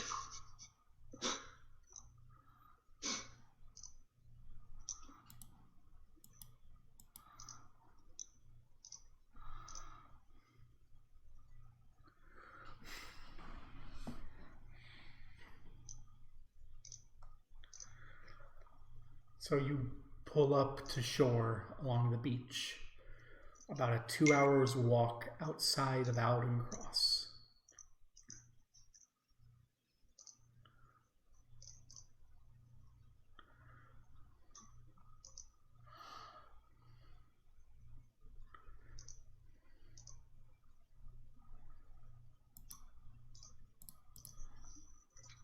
This thing does not want me to fucking have this HP.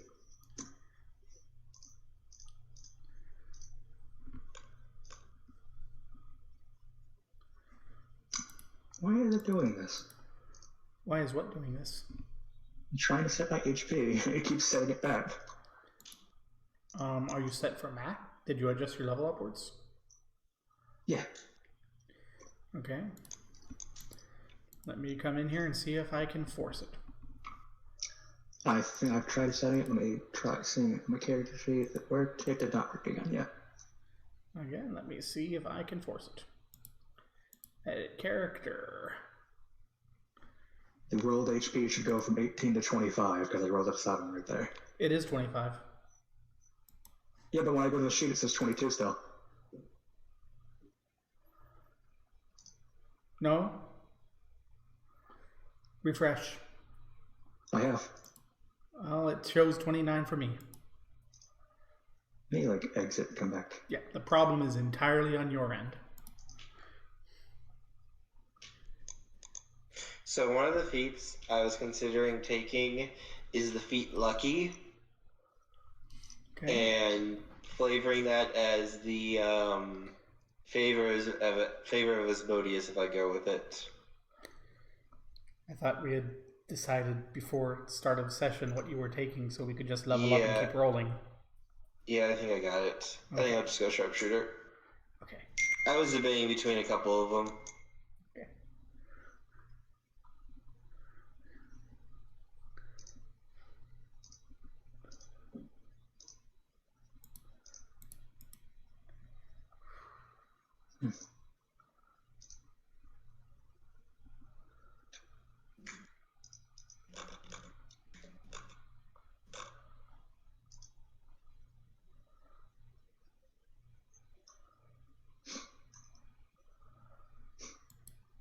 So,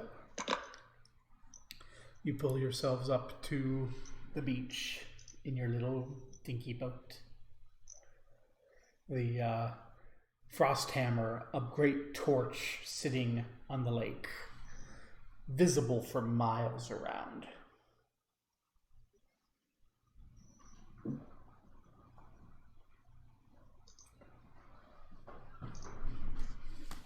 What do you do?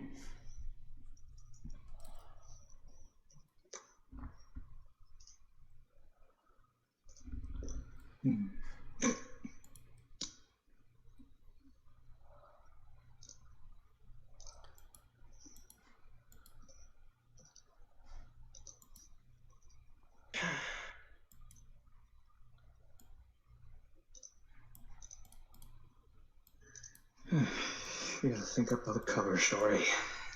Mm-hmm.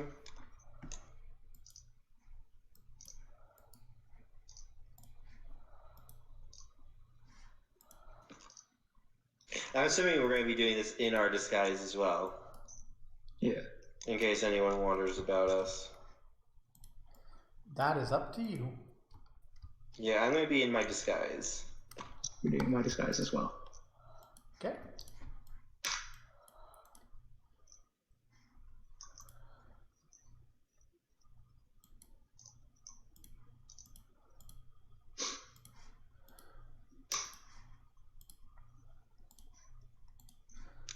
What do you say? Good cover story. We're so cute! Oh my god! We're adorable. We're fucking adorable! Yep.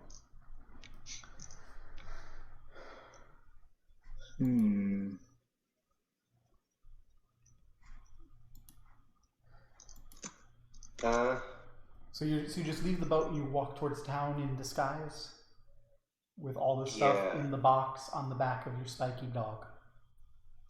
Should we leave the dog here and hide him? And probably hide the boat. Again, you are what Captain Odenkirk thought was a good 2 to 4 hour walk from Aldencross. Presently. 2 to 4 hour walk. That's rough. For a human. For a human, and we are tiny. Yes. What if we say we were, like...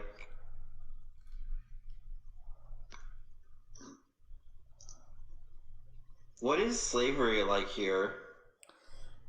It is illegal. Slavery is illegal, and trading in slaves gets you sent to Branderskar.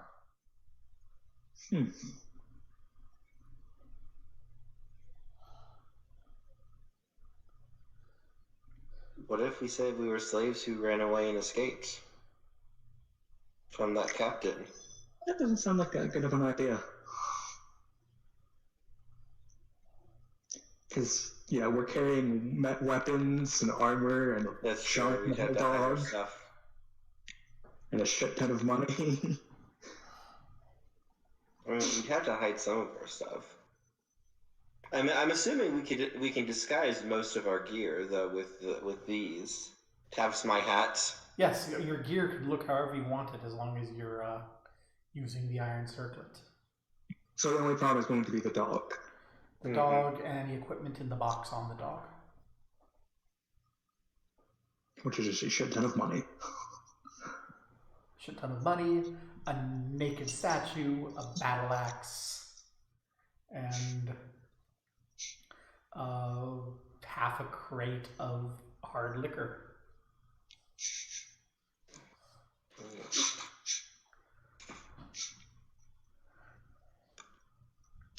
I'm not sure how well people would buy it if we say that we are children adventurers.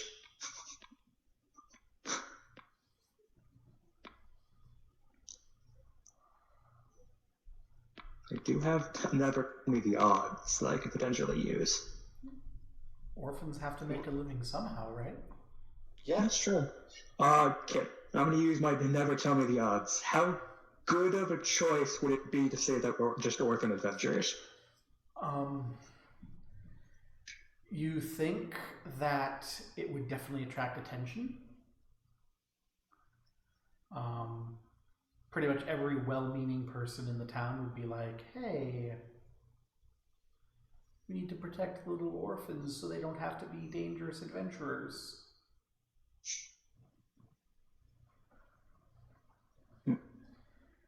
But you probably aren't the first group of orphans that have turned into adventurers.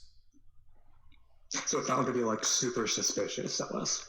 Yeah, it would be more like if you ran across some homeless, there were some homeless kids who are like, yeah, we some necklaces we make.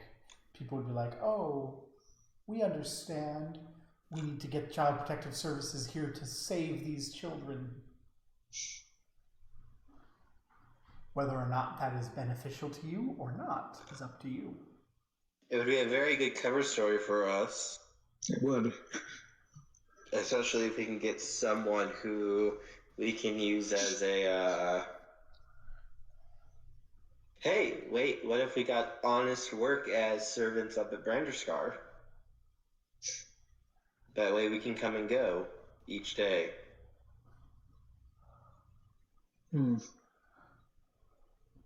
Take a day or two to take it 2 or 3 days to kind of establish ourselves. How good of an idea would that be? How often can you use Don't Tell Me the Odds?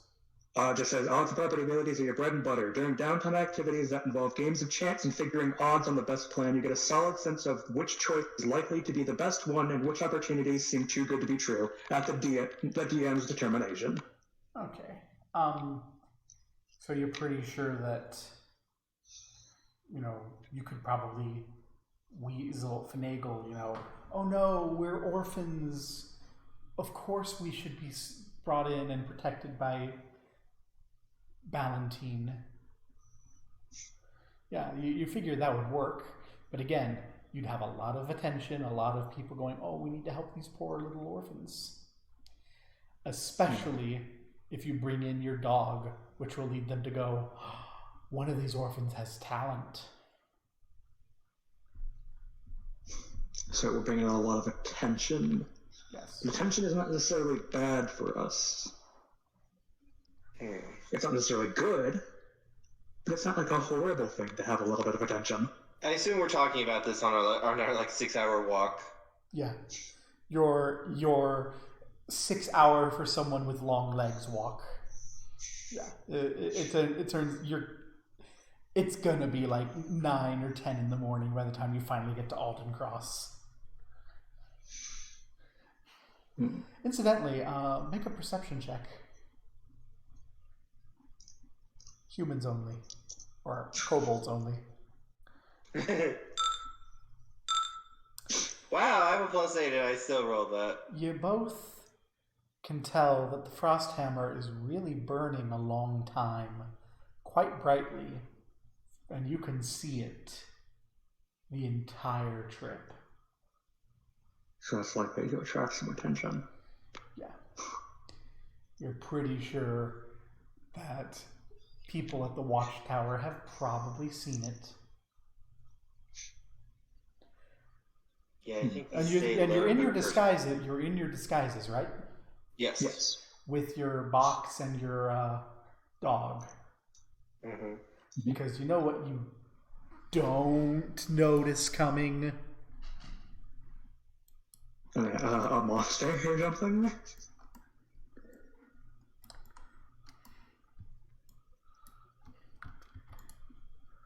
To do encounter map.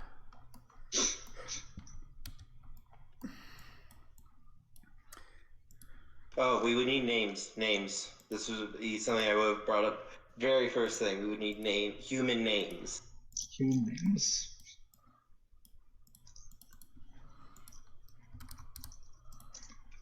Is Mishra a boy or girl? Mitra is a female deity.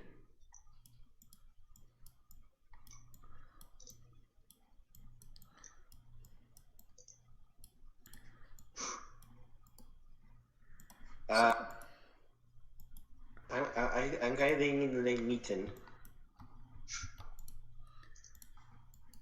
I can say that I was given the name named after Mitra.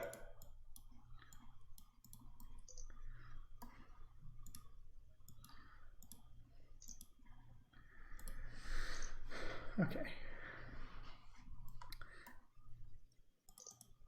So we have Mitan, who is Gorin disguised.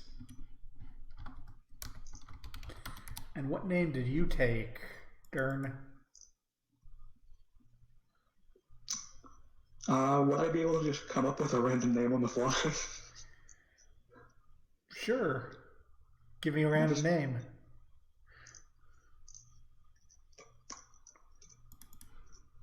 There you go. I literally just looked up the random human name generated D&D 5e. Foul. Yeah. So as you say that, you're like, that's burning from a long ways away. Yeah, my name should be Foul. And that's just as you hear the horses come plowing through the woods.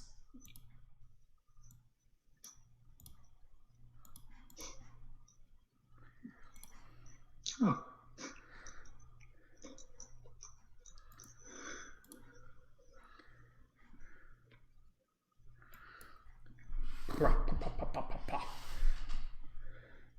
A few of them, ride right past, out of the way, as a few more begin to circle around. It's, maybe an hour before sunrise. The early bits of dawn coming over the horizon.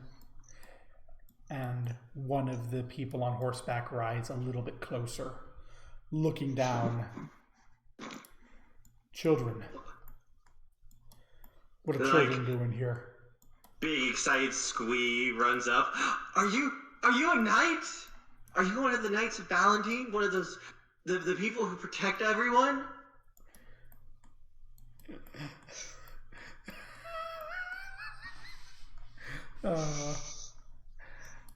Go ahead and make a deception check with advantage.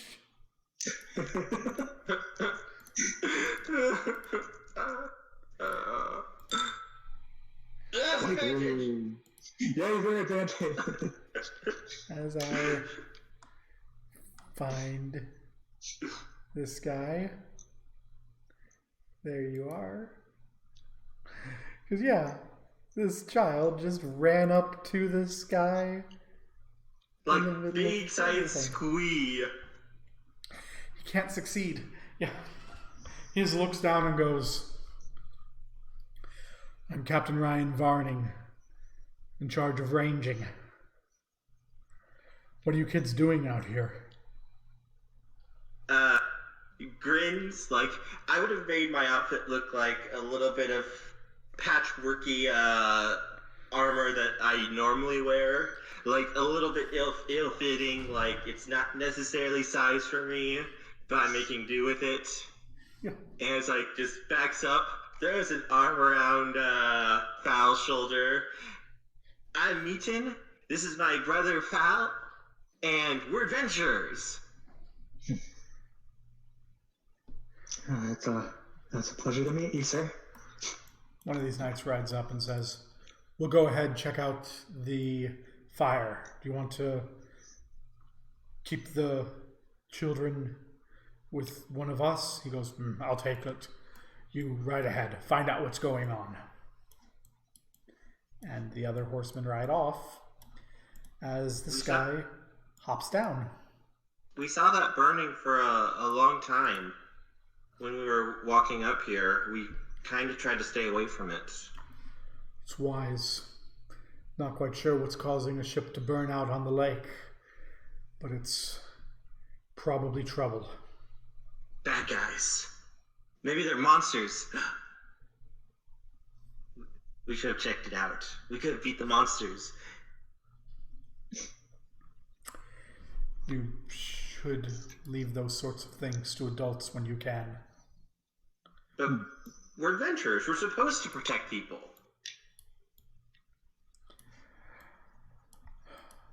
Where are your parents? Oh. Just kind of looks down. I see. Oh, well,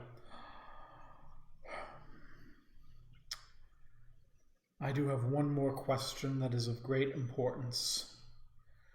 Where did you get that wicked-looking thing? Pointing at Lord Flufferkins.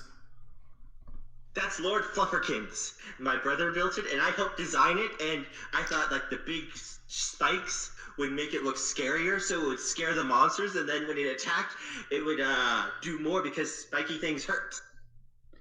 And it's like just a big excited smile, practically like bouncing up and down. The man immediately turns towards you, Dern. You made this? Yeah, I wanted to make it to protect me and my brother from bigger threats than we can handle. He walks over and goes, this is made of mithril. Where did you find so much mithril? One of the things we found when we were exploring, there was these metal snakes. They're like this big shiny metal. And, well, we got lucky and I was able to take them down with my, bow as I held up my crossbow proudly. And, well, we took the metal and then we made flufferkins out of it. Garen said it was really important metal, so we didn't want it to go to waste, but it was really heavy. This is enough mithril to be heavy? But, I mean, I'm not that strong, okay? Just kind of puffs and looks away. We are children, sir. It's heavy to us, at least. Stops, looks at it, goes, interesting. And I assume all your belongings are in the box. Mm-hmm. That's all the stuff that we've got in our journeys. We've been trying to do this for a while. May I take a look? Uh-huh. He walks over, opens it, and goes, I certainly hope you're not drinking this, lifting up some of the bourbon. That was something we found. We plan on selling it. That's what adventurers do, right? They get stuff, they get treasure, and then they sell it. He almost turns a little red as he lifts up the naked statue of the mermaid. Indeed. I don't really get that. I mean, it's kind of pretty, but eh. You'll understand when you're older. There's quite a bit of money here. We've been doing this for a long time. We've been going like place to place, just getting stuff as much as we can. We don't stay at inns or anything. We usually like sleeping out because Flufferkins protects us, and we save more money that way. It kind of looks over at Fowl. Fowl likes to save money. He doesn't like spending it if he can help it. So we've saved up a lot, and I can hunt. So I hunt and I catch us birds and rabbits, and we eat that. You hunt? A little bit, yeah. Are you I'm really good with aware? my bow. Are you aware of how much money you have here? A lot. I know it's gold, right? Right, Val? That's what it's called. He looks to Fowl, and you're the smart one here. Are you aware of how much money you have here? I'm aware, sir. Is it a lot? Val, is it a lot? If it's a lot, why didn't you tell me it was a lot? It's enough to purchase a home in a smaller village. But if there's this like big innocent smile, it just kind of looks up at him. But if we did that, then who would fight the monsters? That's what we gotta do. That's what we gotta do. We gotta make sure people are protected and safe. The knights and the soldiers should fight the monsters. But who's gonna protect you if you get hurt? We gotta help, because if we can make sure we can help people, that means that you guys, if you guys aren't there, there'll be someone who can protect them. And what happens if you get hurt? He pats Because your you have head. people who... If I get hurt, the Father Donegan will heal me. Who would heal you if you get hurt? Points of Fowl. I do know a bit of magic. He's like the bestest caster ever. He can do all sorts of magic. It's really cool. He can go whoosh and push. And you like saving people. That's what adventurers do. Adventurers go out, they fight monsters, they get treasure, and they protect people. They're big heroes. Adventurers go out, rob tombs, and end up dead. If you want to protect people, you should consider the soldiery. I happen to know metal serpents, mithril serpents. That means that you stumbled upon an old ruin that was once occupied by Asmodeans. You are very fortunate not to be dead. We kind of climbed up on a wall and just kept shooting him so they couldn't get us. You shot well enough to kill a creature resistant to bolts. I think Captain Ederly may be interested in speaking with you.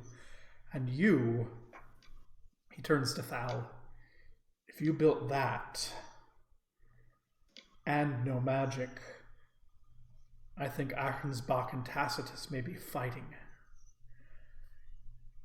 If you want to help people, to save people, you can take that money, purchase a home in Aldencross, become squires at the Watch Wall. We'll oversee your training, help you learn to fight properly to protect the people. Do you think maybe if we did that, do you think I might be able to be as cool as you would be as one day? I think How much you're buttering him up. I think if you want to be a ranger, can you even ride a horse? I rode Lord Flufferkins once, but it wasn't very fun. He's very sharp and spiky. It's very hard to be a ranger. We need to be very flexible, very quick. And to be truthful, we aren't often the ones that save people. Ranging is riding out, finding where the trouble is, and reporting back. And then they'll send out an armed squad. But am I bad? Because I sneak up and I attack before my enemy knows I'm there. That way, like, me and my brother can't get hurt, and that way it tries to make sure no one else gets hurt if they're going after the people. Or is that bad though, that I'm not facing them? He pats you on the shoulder and goes, "For someone as young as you are, it's not bad at all. And if you're an archer, it's standard practice. I think you would be best served under Ederly." Salutes. I'll do my best. Come along. My rangers can investigate what's going on over by that burning ship. Let's get you to Castle Ballantine. Have you meet with people? Thank you, sir. Thank you, sir. He hoists himself up on the horse and looks to the two of you and says, "Should probably hop on up here. How quickly does Lord Flufferkins, you said it was? How quickly does Lord Flufferkins run?" He can run pretty fast. He can do 40 feet. Okay. Same speed as a horse. Yes. Says that, yeah. He can keep up with a horse. Hop on up here on Varlet, and we will run to Alden Cross and to Ballantine. And I'm going to eagerly, excitedly climb up onto the saddle with him. Like, just sitting on his lap, just like clapping excitedly. Like we're going on a big adventure. Yay! I'll be right back. You're gonna kill them all. Yup. But maybe we can turn some of them to Asmodeus, maybe. No, just kill them. Let's remove you because you are accounted for. Hey, at the least, I will give them quick, painless deaths.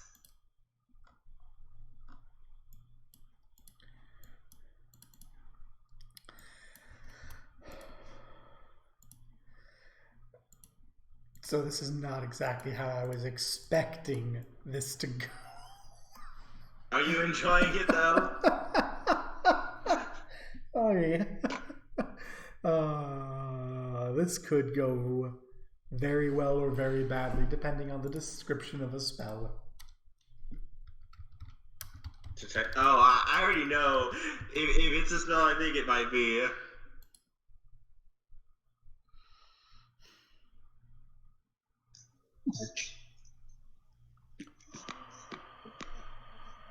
I've already got possibilities in place. You possibilities and things. are not yet going to be detected by it.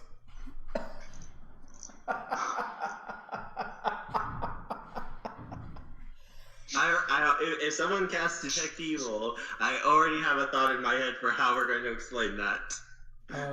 Detect Evil can't detect you unless you're an evil outsider or a cleric. Oh. Yeah. Yeah. Or an undead, or a fairy, or something like that. But yeah.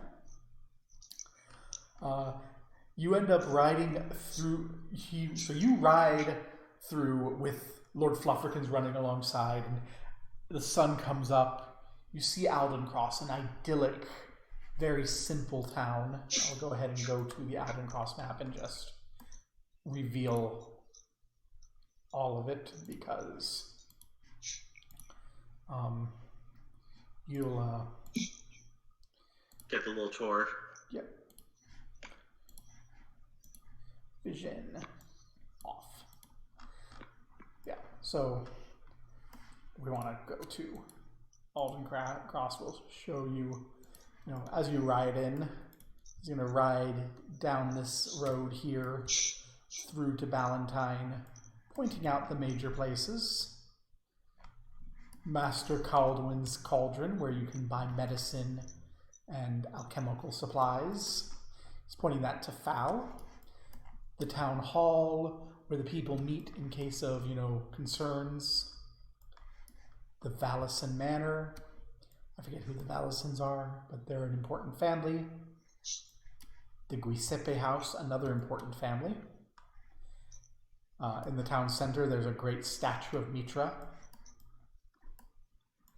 And then here on the edge of town, as you're heading out, is the Lord's Dalliance Inn, the only major inn in the entire village, which is not a very big village. It's a single crossroad and a couple of little roads around.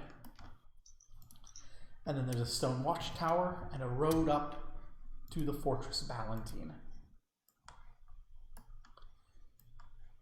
And as you ride up to Ballantine and rear up, you hear a voice shout, "Hoy there! Varning, what's going on?" And Varning shouts back, "I have orphans who may have promise." Hi there!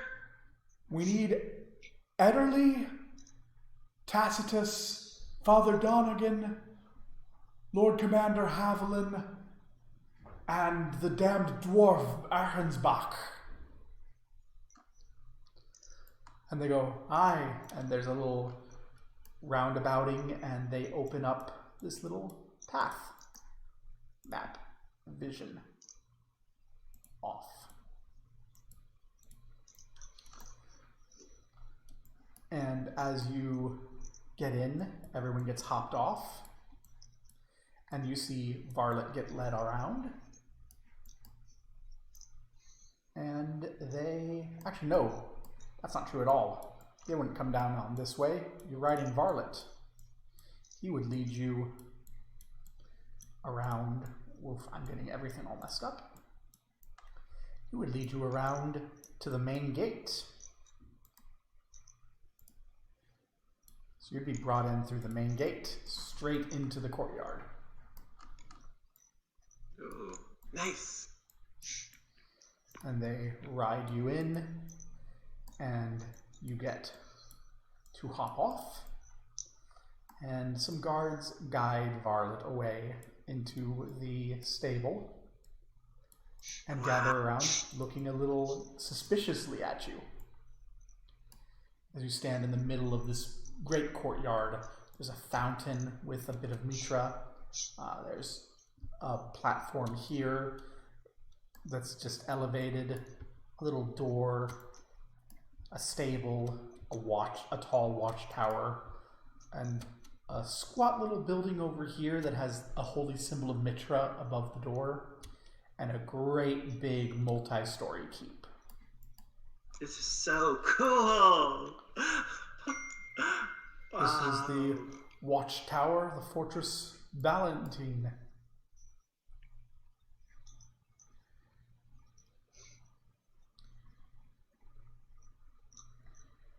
It's a important place. We guard the wall and protect the people from all the evils of the north. And over a little while, several people arrive. One man comes from out here. 2, 3 over here come from this door, and these 3 come from down here. And you can see them. They look very much as they look. The first one to arrive is this gentleman who comes out of this door. He wears a suit of armor with a holy symbol of Mitra, has his head shaved into a tonsure, and he comes over and says, "Varning, you don't normally bring squire applicants." They're young. Meaty looks like he's like 7 or 8. Yes. Maybe 9. They're too young to be squires. Varning just kind of tilts his head towards Lord Flufferkins, and he goes, "Oh my. What on earth is that?"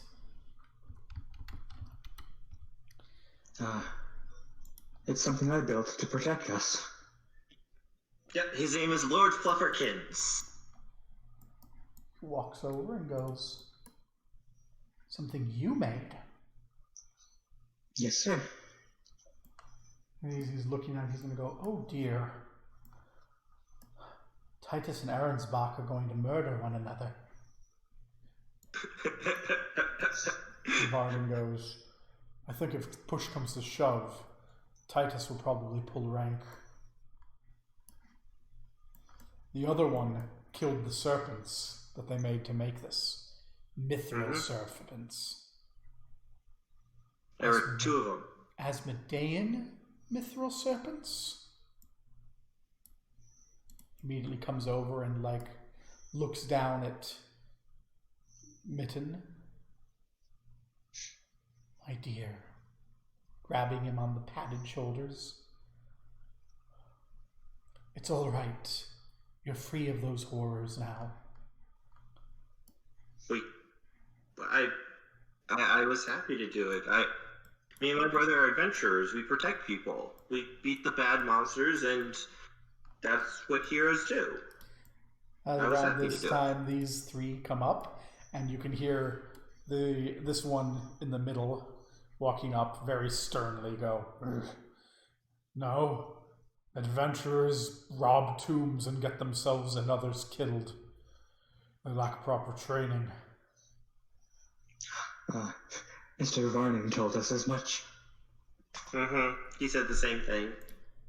And this one, much younger and more handsome than the others, goes, "Oh, don't. There are good adventurers.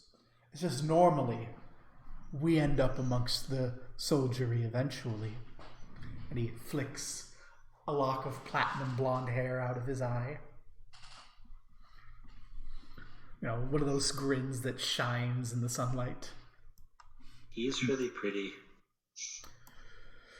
It looks at Father Donegan before looking back at Zacharias. Aren't only girls supposed to be that pretty? Is he a girl? Is that why he's so pretty? Everyone starts laughing, and Ederly goes, "No, but the girls do tend to agree." And he smiles, and at his waist he doesn't have a sword like the picture. At his waist there's a longbow. And he just rocks it back and forth. "I am Captain Zacharias Ederly, commander of the archers." I'm Meaton. Val's brother. I'm the older brother. "Yes. I see you favor the crossbow." "Well, I imagine it's a matter of strength, but over time you'll grow stronger and you'll see the advantages of a proper bow." My brother made it so I don't need to use arrows or reload it. It does it itself. At which point, a voice from immediately behind you goes, "Oh, can I see?" Yeah, look, my brother's awesome. There's a man, maybe 32 or 33, with little round spectacles, who's crouched down going, "Show." As he holds out his bow, and is it okay if I shoot it somewhere? The arrow will vanish. Ederly looks to Donegan, who goes, "You may use the door of the temple." Okay. Watch. And take aim and shoot. What are you aiming at? Just the door. I'm not trying to damage anything. I'm not trying to hit the holy symbol. Okay. No, I'm not stupid. I'm not that stupid. Make your attack roll. Don't roll a 1.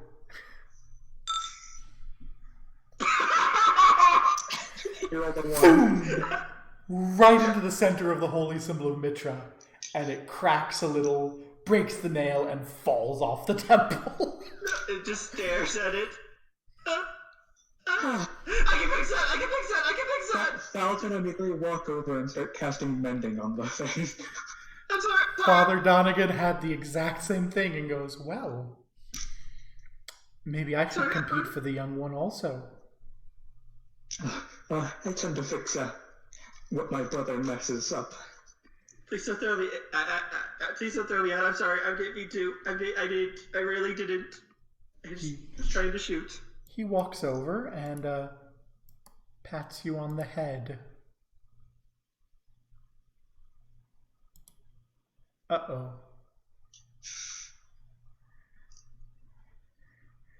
That's going to give him an intelligence saving throw. Oh no. It's going to be failed miserably.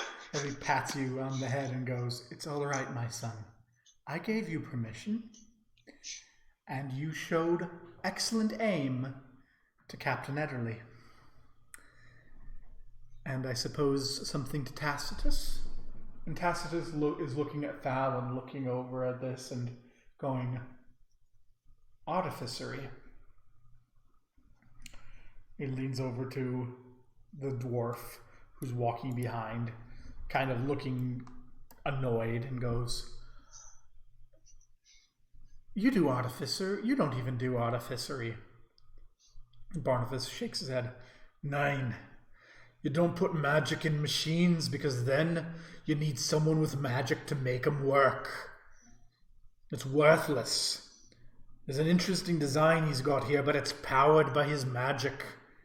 If I go over to the boy and I kill him, the dog will stop working. It's no use to me. You can have him. It's worthless. Wasting my time here with fucking children. Just storms right upstairs, grumbling in Dwarven. Runs over and gives my brother a hug. I think your designs are the best. Oh, you'd have to get through the dog to get to me first. And me. I protect him.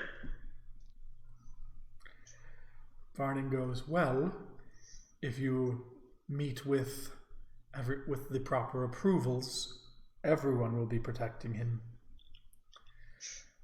Tacitus looks down at Val. Where'd you learn artificery?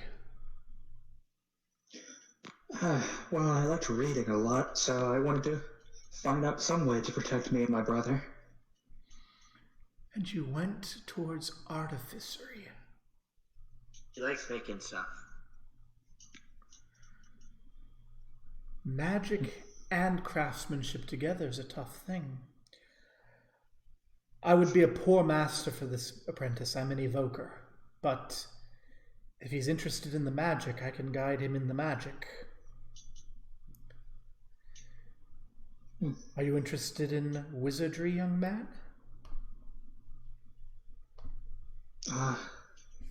Yes, sir.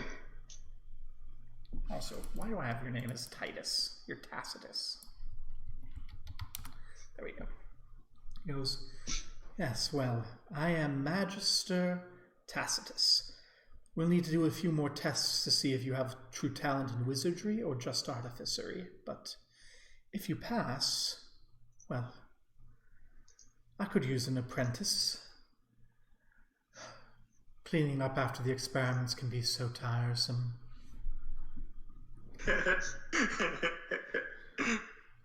And Ederly goes, the archer has a good aim.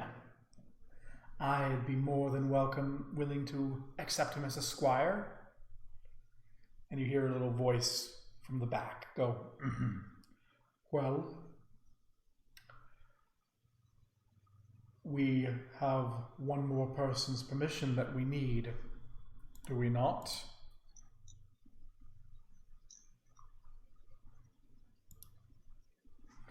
And everyone backs off and kneels as Lord Thomas Haviland strides forward in shining full plate, emblazoned with the holy symbol of Mitra.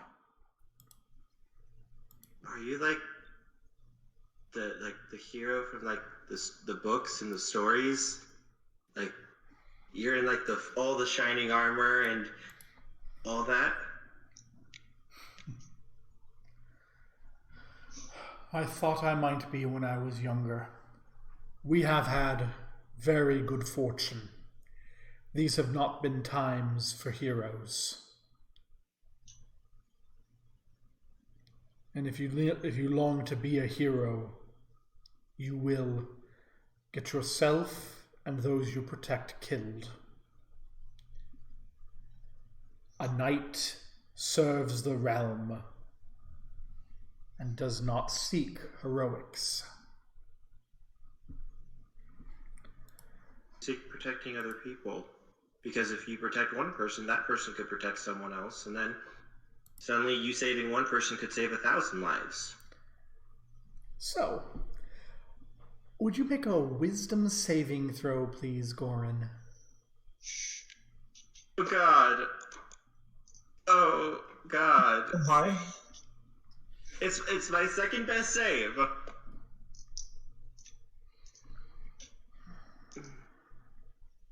I only have a +4 to it though.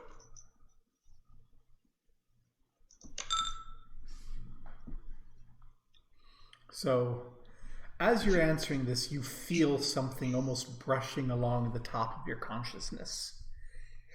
And you can close it out if you want to, or guide it where you want it to go, as you feel it attempting to sense your surface thoughts. I'm going to guide it towards the thoughts that I have of protecting my brother, of wanting to make sure that he is safe, that he is happy, and that no matter what, I will always be there for him to protect him and guard him, and I will do anything to keep him safe. Basically, my honest, true thoughts.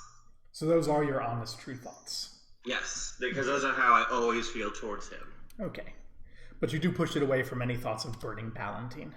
Yes. He stops and goes, "You are a very strong-willed child, yet honest. I could feel that you noticed, stopped, and let me continue. Interesting."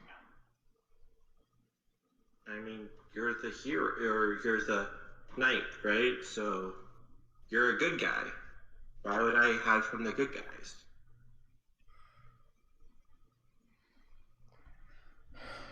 Interesting. Would you please make a deception check with advantage, Goran? Ah! For this.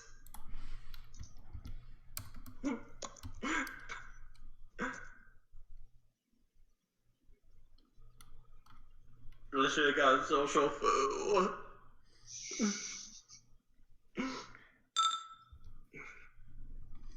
He stops and goes, yes. He looks over to Ederly. You'll need to make sure that you inform the young one that you can't always trust the beautiful.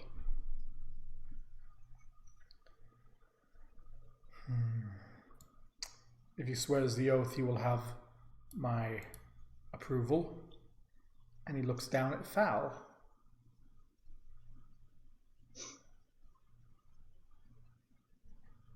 It seems your brother's very excited about being a hero. He has the right proper idea for it. Just needs training. What do you want? Well, I think most of all I want to protect my brother, but if protecting others means I can protect my brother better, that sounds like a good idea. Please make a wisdom saving throw. This is bad. Oh, God. My wisdom saving throw is 0. Roll good. Oh my goodness. You, like your brother, feel something brushing across the surface of your thoughts and may guide it slightly towards those thoughts of protecting your brother. Yep, because those are also true thoughts that I have of protecting my brother, no matter what. We are very close to each other, and despite being evil, we really do love each other. Would you rather learn magic or engineering, young one? Well, I'd hope to learn a bit of both. I'll need you to swear to a captain as a squire, so I'll need to know who to swear you to. I would recommend magic, since it seems your brother will be swearing to Lord Ederly. Magic sounds like a good idea. Eichenbach is going to be leaving in 6 months when he's finished the repairs on the palace walls. Magic it is then, sir. Very well. If you are willing to swear an oath of loyalty to Mitra and the realm of Talongard, and to our king, whose name the GM has forgotten. I love that king.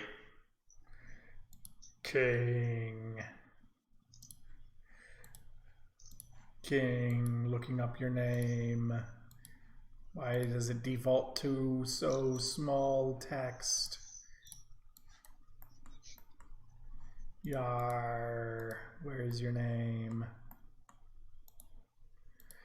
This is not a character who is mentioned very frequently.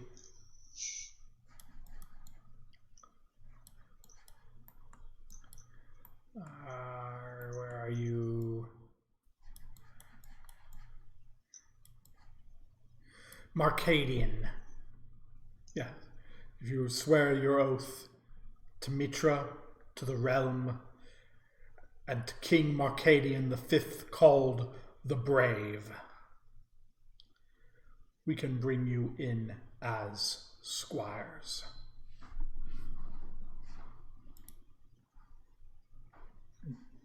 Yes, sir.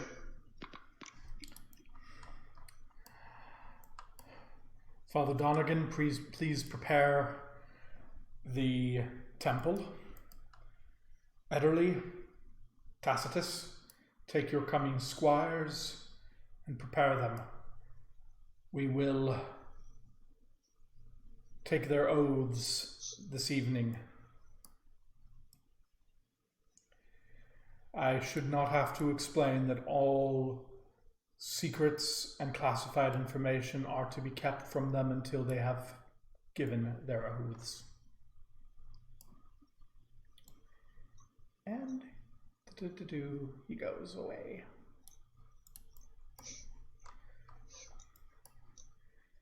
And Tacitus goes, very well, you'll be coming with me then.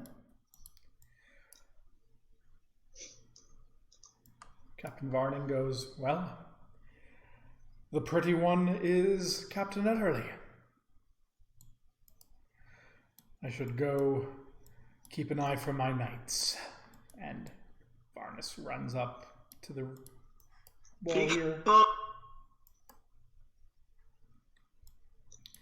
This one comes over, pats you on the shoulder, and says, young man, don't let Lord Ederly corrupt you. Keep firm and upright. Mott goes, he's a good archer, good soldier, horrible man. And they go off.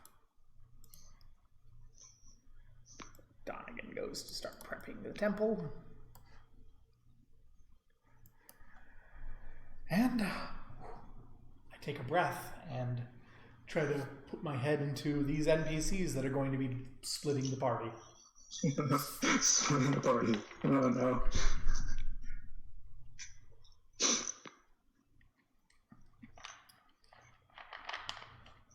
Also, I should let you know that the paladin had a +10 on that check to see through you, and he failed. my god.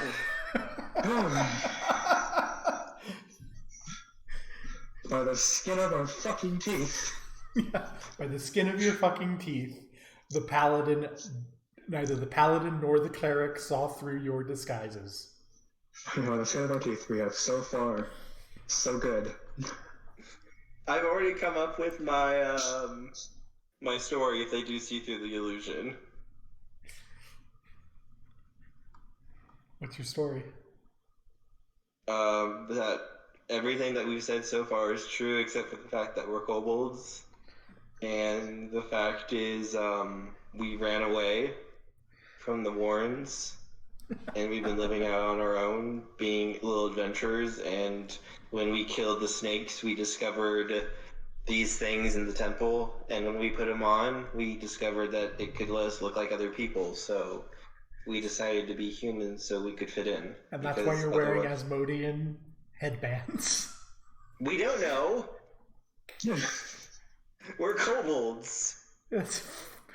It'll be interesting to see if you can make it work. Now I need to figure out where these guys are supposed to go, because I actually have all the NPCs in a little box to the side and not where their rooms are, so that I can move them around as makes sense and not have things be static.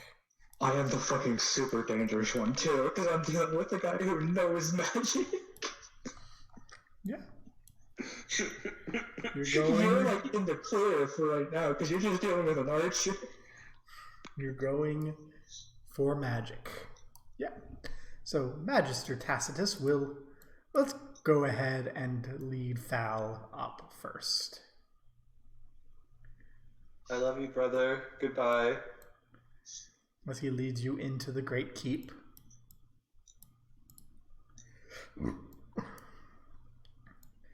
And over and up some stairs to the second level. Whew. Where you can see that there is a great big stone that can be slid over to seal the whole thing. Leads you through a center door. Up another flight of stairs. So we're totally sabotaging this.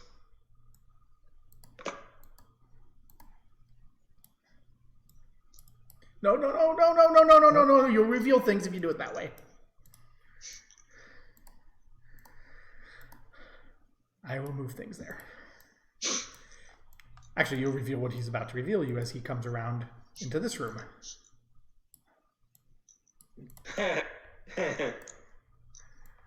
in this room, you will see something.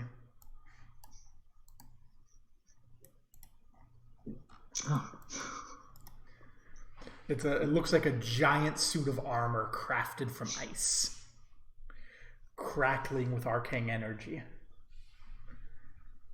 And he'll go, yes, this is my current project. It's not active right now. It tends to go mad presently. But I think I've almost got it working. It's quite large. Yes. Well, as Barnabas mentioned, I notice your construct runs actively through your magic. Yes, sir. We will need to give you a basics of separating your magic from yourself so that the artifice you build can run on its own accord, as this golem will when it is finished.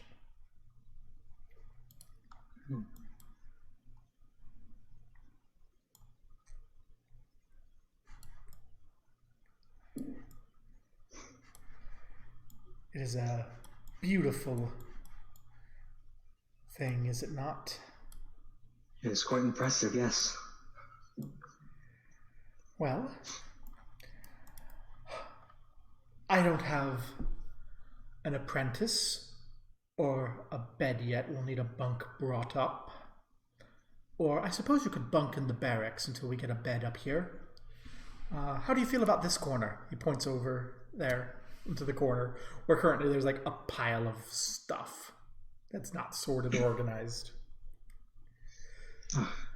That's fine enough, sir. Clear it out, put a little bed there, get your things. I'm not picky where I sleep. Well, that's good. I am an exceptionally light sleeper and cannot offer you a bunk in my room as is customary, or I will never sleep. I understand, sir. My younger brother sometimes snores so loud I think it's an earthquake. Oh dear. Achoo! Yes. Well, I suppose I should ask for a demonstration of what magical knowledge you already know. Please come over here. And he pulls out some parchment and says, would you kindly sketch for me the basics of arcane binding? Arcane binding? Make an arcana check. Ding ding. Oh, he's laying down, relaxing and stretching and relaxing. Yeah, it's so arcane binding is, very basic magic. If you're doing magic and you're putting it into the world, you have to involve an arcane binding. And as you kind of sketch out practical things, he leans over and corrects you on theoretical details, which you imagine might be of importance if you were actually going to be a wizard and bind spells without After today, we get a free meal. things, For worst point. without things to bind them to. But from your point of view, you're like, oh, well, I'm always making things and tinkering with things. It doesn't really matter, I suppose. And, he goes on and continues, grilling you. And eventually he starts grilling you on things you don't know. Like, you're not really up on the differences between illusion and necromancy and evocation, because it's all magic, eh? Mm-hmm. And as he grills you, he makes notes of what books you will need to read. And says, well, I suppose the first task you will have is putting in the order for your textbooks. I'm told you have your own money? Yes, sir. I don't suppose I have the good fortune that you have, 300 gold pieces or so. I have that amount. Really? Yes, sir. Well, unload your things in the corner, clear out a little space, gather 300 gold pieces in this sack. He gives you a little sack. And take that and this to Mad Martin in the Rookery, and we'll get the texts ordered. It'll be a couple of weeks before they arrive, but I'm sure we can find a use for you until then. Yes, sir. You can just hear him go, thank God I don't have to ask for an advance on pay to buy his books.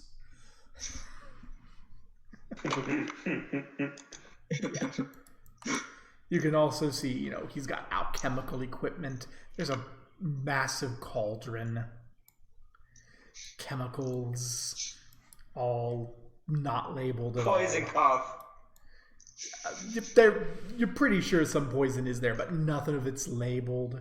He's got a bunch of books. They aren't organized at all. This is a very messy guy.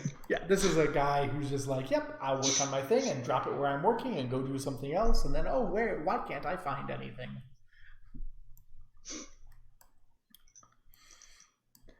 Ederly flags Mitan and says, follow.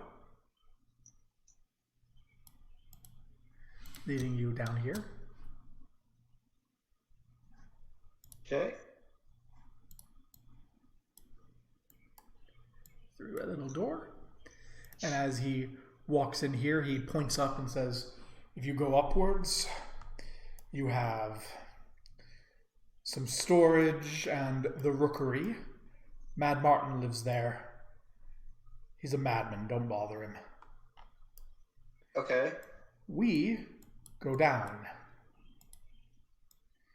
And as he leads you down one story, you find an armory full of equipment.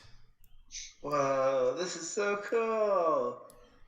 This will be assigned out to knights as they are needed. Unfortunately, as you can tell, none of it's properly sized for you. And indeed, it's all sized for, fully grown men.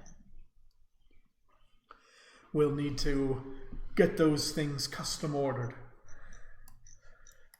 Probably head on down to Aldencross tomorrow and get everything properly settled.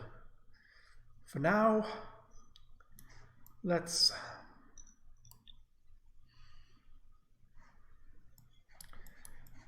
take a look at things. As he walks on in, down this way, leading you down a hall and opening a door. These are my chambers. This is where I sleep. This is beautifully adorned. Like, the bed has fine silk sheets. There are 3 wardrobes, finely carved, filigreed with gold, open, full of clothing that fits a noble, not a soldier. Looks around at everything before looking back at him. Are you sure you aren't a girl? Like, these are things like all the girls say that they had. He looks at you and goes, I like to be beautiful. There's nothing wrong with that. As he Boys aren't supposed to be this pretty. It's like, I like you, and I'm not supposed to like boys. Adderley turns to you and goes, at your age, I hope you don't understand what you just said. And he gives you a little wink. What? And, adjusts his hair in the mirror, making it just so. Right. I suppose as our first order of business, we will need to clear this wardrobe for your use, or this half of it. And he starts passing you noble outfits to move to the other wardrobe across the way. And as he does, he goes, we will get you garb appropriate for my squire when we head into town tomorrow. Will I be able to, like, dreamy, like, shocked voice, will I be able to be as pretty as you? He sits down, he looks at you, cups your chin, tilts your head from side to side. Maybe not as pretty. Your skin has a bit of a scaly texture. I fear the damage may be too far done to ever completely recover. But you can be quite a handsome young man, break many hearts. Is he just that dumb and he's buying it? Glees and claps. For now, hang your crossbow there. Okay. And let's see how you are with this. And he hands you a short bow. Made for an adult, but is a short bow. I'm sorry? Do short bows use strength or dex? They use dex. Okay. Yeah. This is not a composite short bow, although you can tell he has several on the wall. And you get the sense he may be considering which one to give you. So he hands you that and an arrow and shuts the wardrobe to reveal a bullseye target hung up on it. A good thing you're proficient with the short bow. Yup.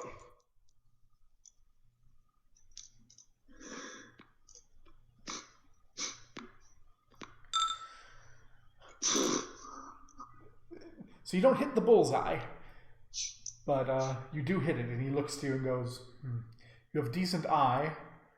Your muscles are weak from using a crossbow. You have difficulty keeping proper control and aim. He adjusts your form a little, says you need to master this, and asks you to give it another go. Better. I want to work you up to a proper composite bow.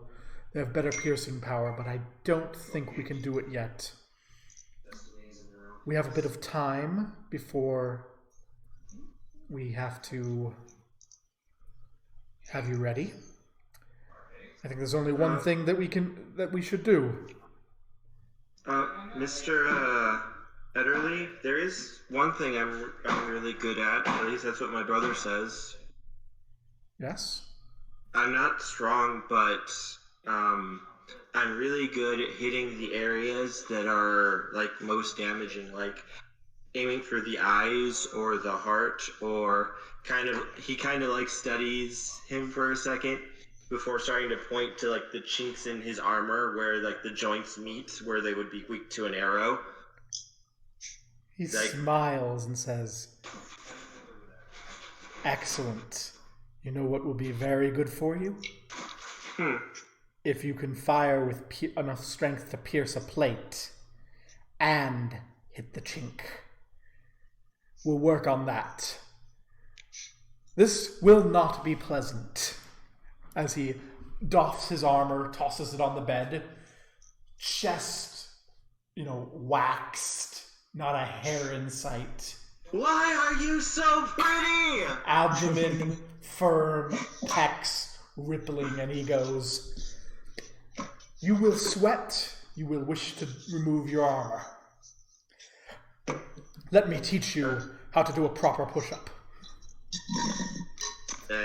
I will take off my armor and make it look like I am getting as naked as he is.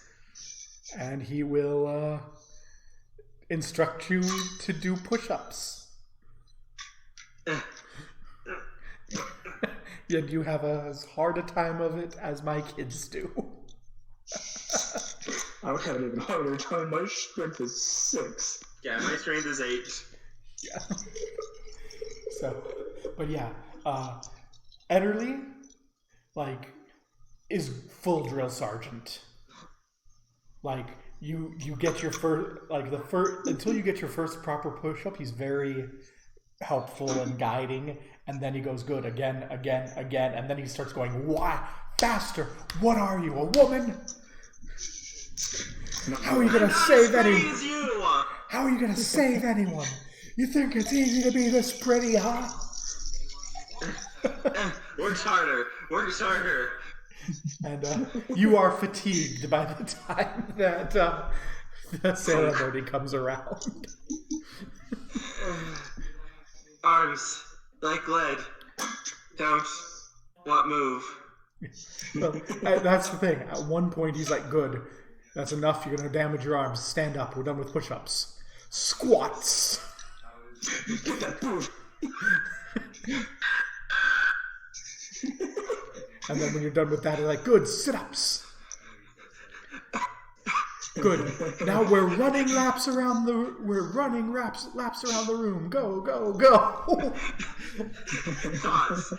I have learned these human secrets. I understand now why they are able to best the kobolds on every fight. How they're able to conquer this entire island. They are fucking insane.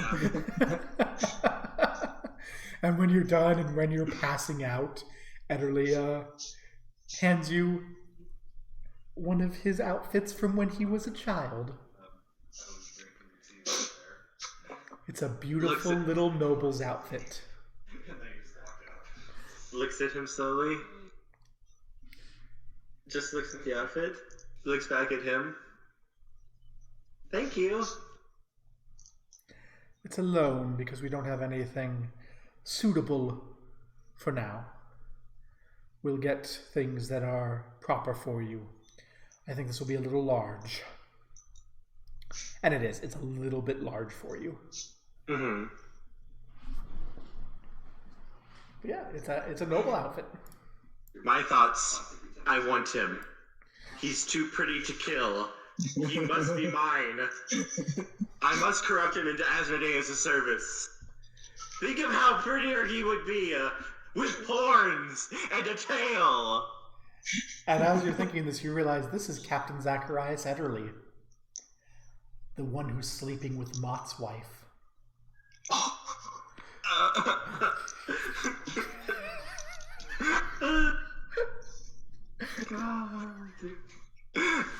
Oh, this is awkward. This is awkward. This is he's one of the ones I have to get rid of first. And I don't want to get rid of him. I want to keep him. I want him. He's going to be my sexy Bishonen man.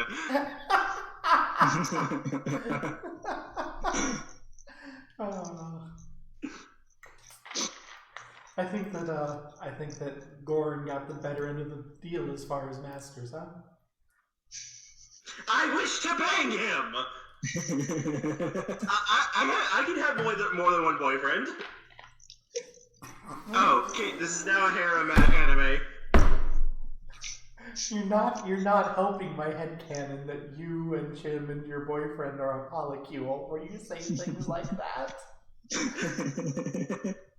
Wish to bang all the people and corrupt them. I will lay with every man and corrupt them to the service of Asmodeus by banging them really damn well. And thus, through the might of Goran's lizard penis, was syphilis introduced to the realm of Talongard. Thank God for cure disease. Oh God. Oh.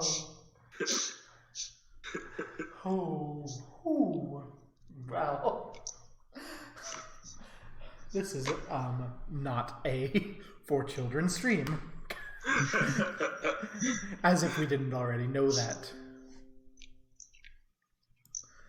Yeah, thank you, computer. I will restart after this. Stop nagging me. So yeah, I suppose everyone is ready for going to the temple then. Yes. Yeah, sure.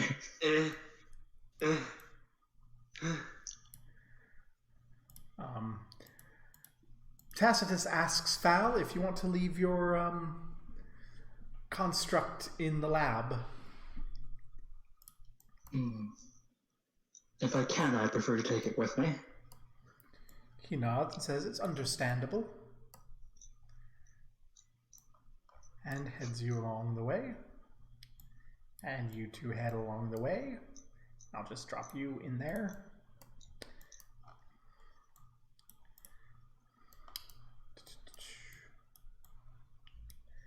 And as you arrive in, Tacitus says, I'll need to keep Flufferkins back here.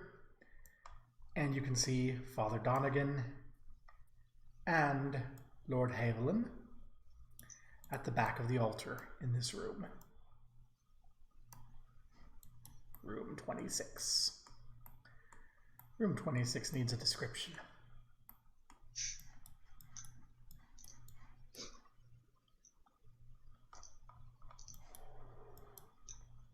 This is an open hall with vaulted ceilings rising 25 feet into the air, with statues on every side representing all the myriad saints of the Mitran faith.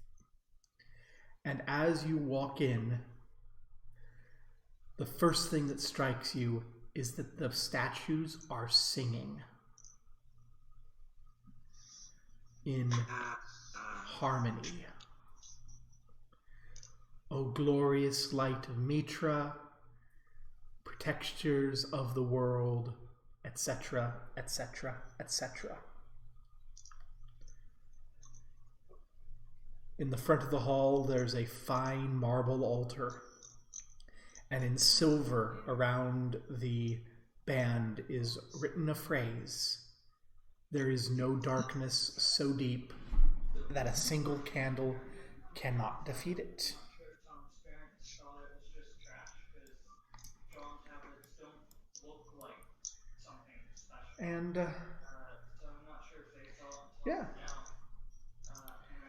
And I just as you come in, Father Donegan gestures you to the front.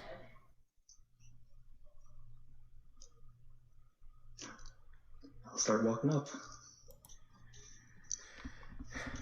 And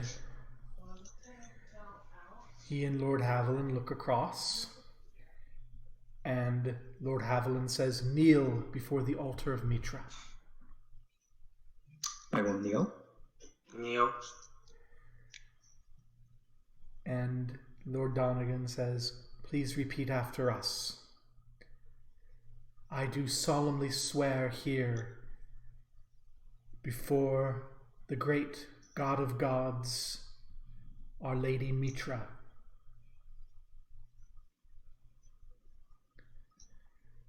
to serve her will, to protect the meek, to combat the wicked, to uphold the weak in the face of the strong."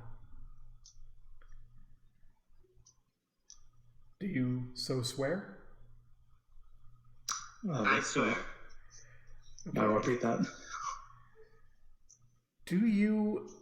So, would you make wisdom saving throws? Actually, no, constitution saving throws. Ah!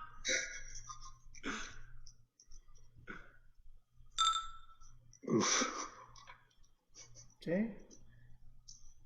Dorn makes it. And so does Mitten. So, as you're saying this, you can feel the symbol of Asmodeus burning into your forehead. As though, you know, you're making an oath to a different god, and there's, you know, a bit of a, hey now, this is not good sort of thing. But you manage to keep yourselves and continue pushing the oath.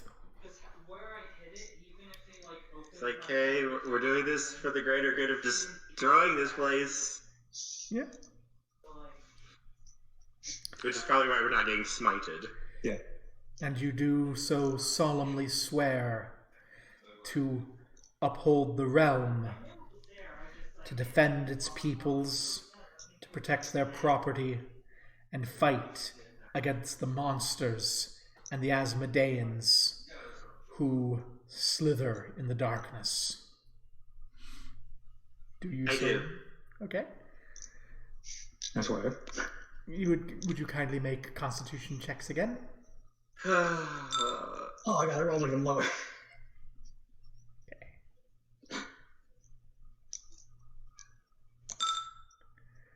Would you both please take 1 point of psychic damage? Ow. Yeah. As you can feel the conflicting oaths beginning to eat at you in an almost spiritual way. I do so solemnly swear to support the king and the crown, to obey their orders, lest it conflict with my oath to the realm or to Mitra. I swear. Where? Okay. There's actually not a constitution check there. And I swear to defend the watch wall Ballantine against all comers. I swear. Where? This is where I need the wisdom saving throw. Could I rationalize it in my head of it only needs one protector, me? No. Out. Okay. So, you'll each take... Each? I Or, rolled 16 this time. you're fine. Mitren will take 4 psychic damage here. And as you finish your oath, lights fly down from the statues and swirl around you. Whoops, let's get you guys out of the way so we can swirl and look pretty.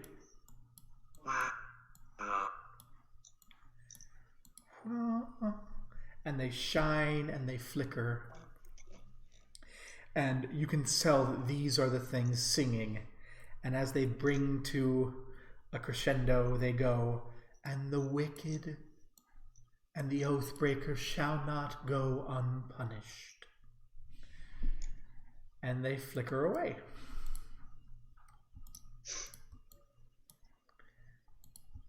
Into their corners.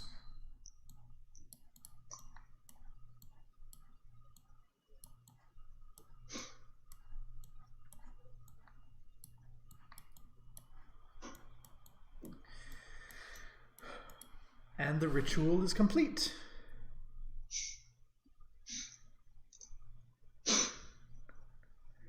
And Goran, you feel sick with yourself.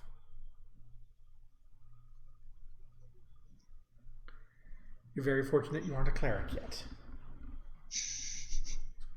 We'd be dead. Otherwise, Asmodeus would be having words with me, huh? Yes, but you do have a sense that presently Asmodeus is kind of in an understanding but annoyed mood.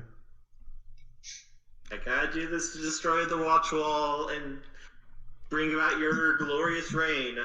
I'll be right back. But you have, well, gosh darn it, I was about to have Dern make an Arcana check. No, Arcana check. Important Arcana Also, check. I think I'm going to be holding on to this form and using it more often later down the line. Yeah. Assuming that Dern makes his check, you just had an actual magical oath. Your second magical oath. Fuck! Yeah, that's why you're taking damage. You have sworn 2 competing magical oaths. Fuck all kinds of duck. This is going to get awkward. It'll, some oath is getting broken. Mm-hmm. The question I'm is, not breaking the first one this time. the question is, do you break the oath? Yeah.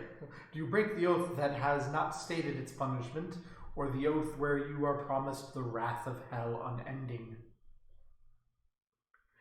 That is with the first one. What? Mal, are you back? Not yet. Yeah. Oh. Okay, make an Arcana. Dern may make an Arcana check. As Dern also feels sort of itchy inside. Is Arcana or religion? Arcana or religion? Yep. Is this considered something about celestials? Yes. Cool. So I have what I have for celestials because it's my favorite enemy. I think it's advantage. Will that apply to just the Arcana check or the religion check? Either. Alright, we'll try our Arcana.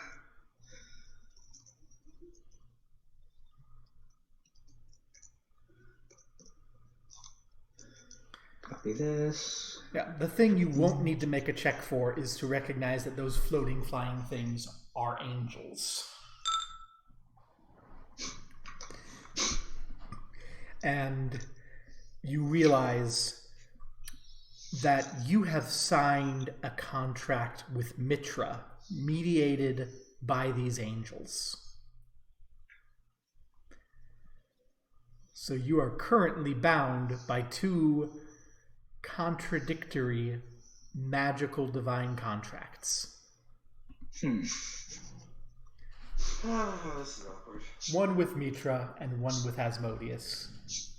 One mediated by your physical contracts, one mediated by angels. Is this the part where we get Asmodeus and Mitra into the same room and fuck it out? And then we get a new god.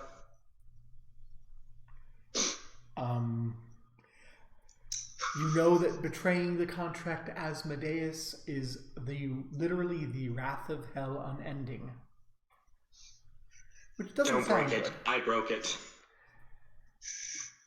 This oath you've made to Mitra did not carry a consequence. But with that check, Dern suspects that these Celestials will be monitoring the oath to Mitra. And will probably be responsible for addressing you when you break it. I think this is a great place to stop for the night. Save campaign. We're in the clutches of the enemy. How do you feel about that? Very, very.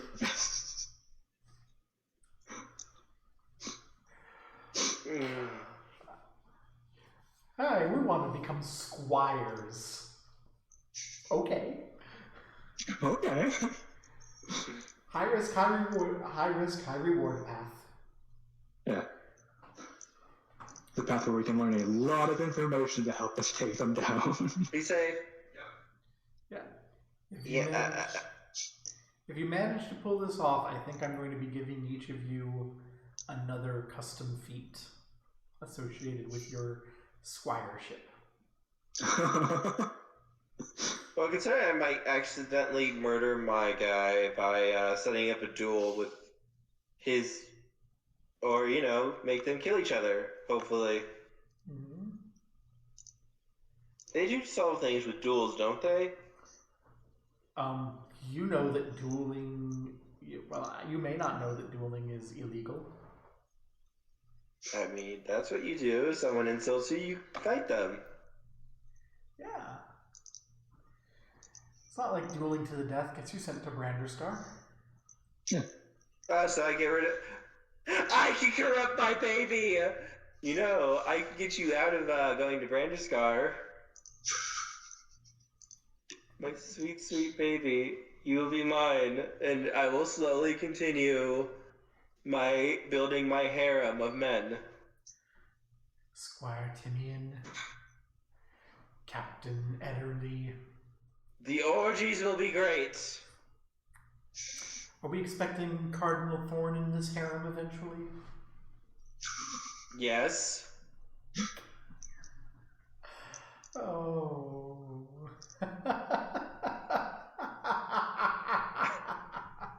I will seduce him and make him mine. And maybe we get Theodora too, maybe? I don't know.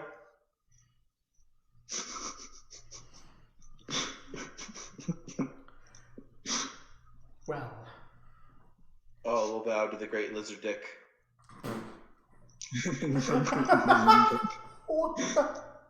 What am I doing? Oh no. God damn, we literally are scalies.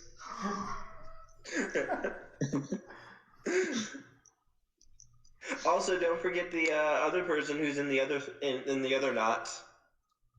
Yes, your boyfriend. Trick? Yup.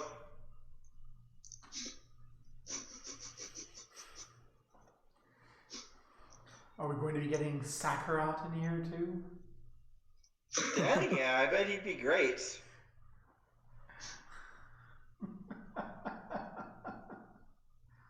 Oh, why not get the king?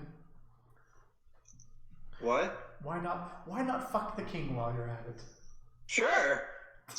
There's no way this is going to end horribly. Yeah. And absolutely.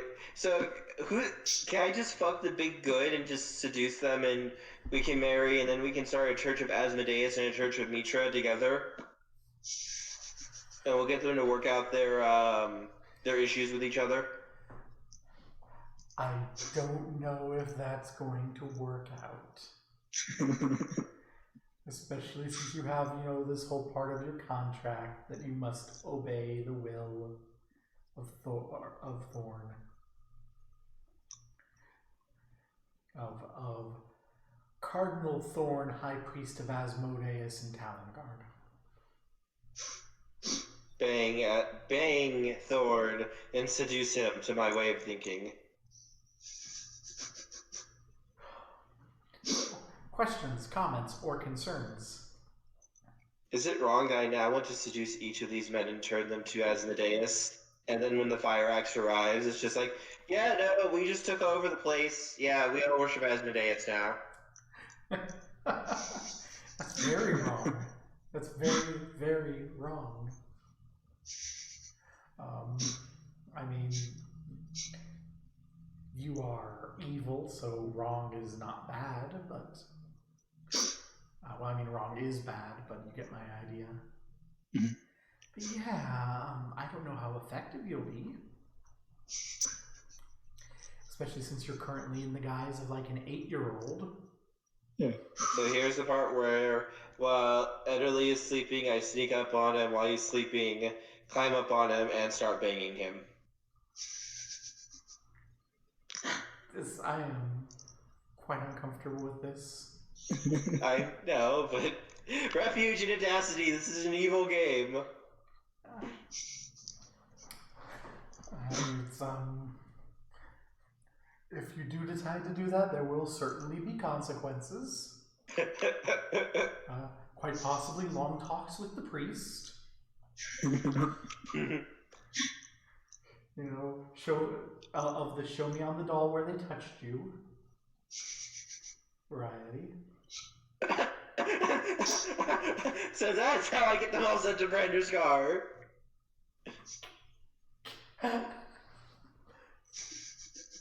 He touched me there.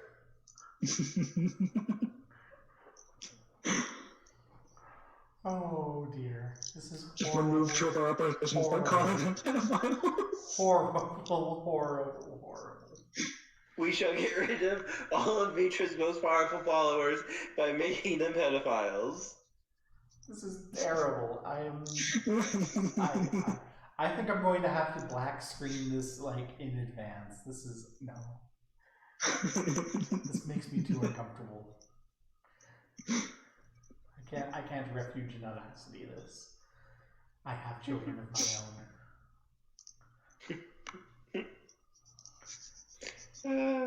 I'm sorry. I now want to turn all of them into Asmodeans, and now I wish to God that my 18 in wisdom was now 18 in charisma.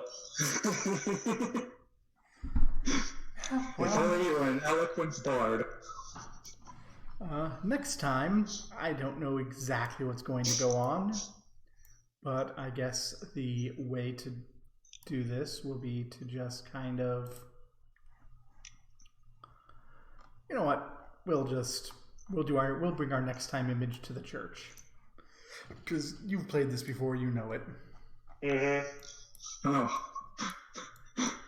Nice reminder. Big. So can they not detect evil on us then, in 5th edition? Detect evil. For the duration, you know if there is an aberration, celestial, elemental, fey, fiend, or undead within 30 feet of you, as well as where the creature is located. Similarly, you know if there is a place or object within 30 feet that is magically consecrated or desecrated. Clerics detect as evil or good. It's a good thing I did not become a cleric yet. It's a good thing you did not become a cleric. Yeah. So they are the detection hasn't worked yet. Because I remember in Pathfinder, the moment they all knew we were evil. Yeah, because the moment you walked in here, they did detect evil. They detected your evil, and they're like, "Wham!" So because it's D&D, we got by. Yeah, because it's D&D 5th edition, and they changed how detect evil works. You are fine for now. I just want you to say, though, I absolutely adore the Lantern Archon Gestalt. It is just gorgeous. It is very pretty. How'd you like what we did today, though, Kit? Did you think we did pretty good? You threw what little planning I had out the window.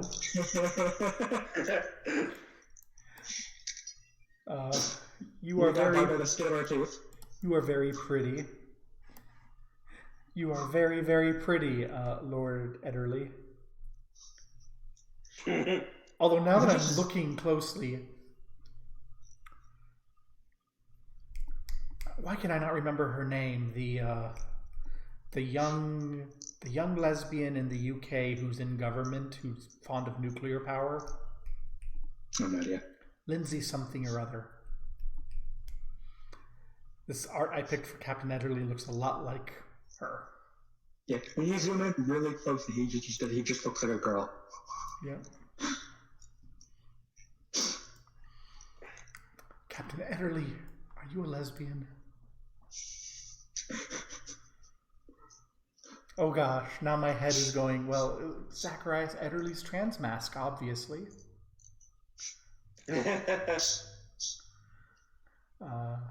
We'll see if I remember that next week, whether that comes into play. I think for now I need to stop the stream before we say anything else that's going to incriminate us in a court of law. Congratulations, everyone. Remember, if you aren't a terrorist now, you really need to reassess your life choices, because anti-fascists are terrorists now. Peace, love, and give money to bail funds and mutual aid funds. That last part is going to be true, like, even after all of the protests and stuff are done, because it's always a good idea to fund bail funds and mutual aid funds. Bye.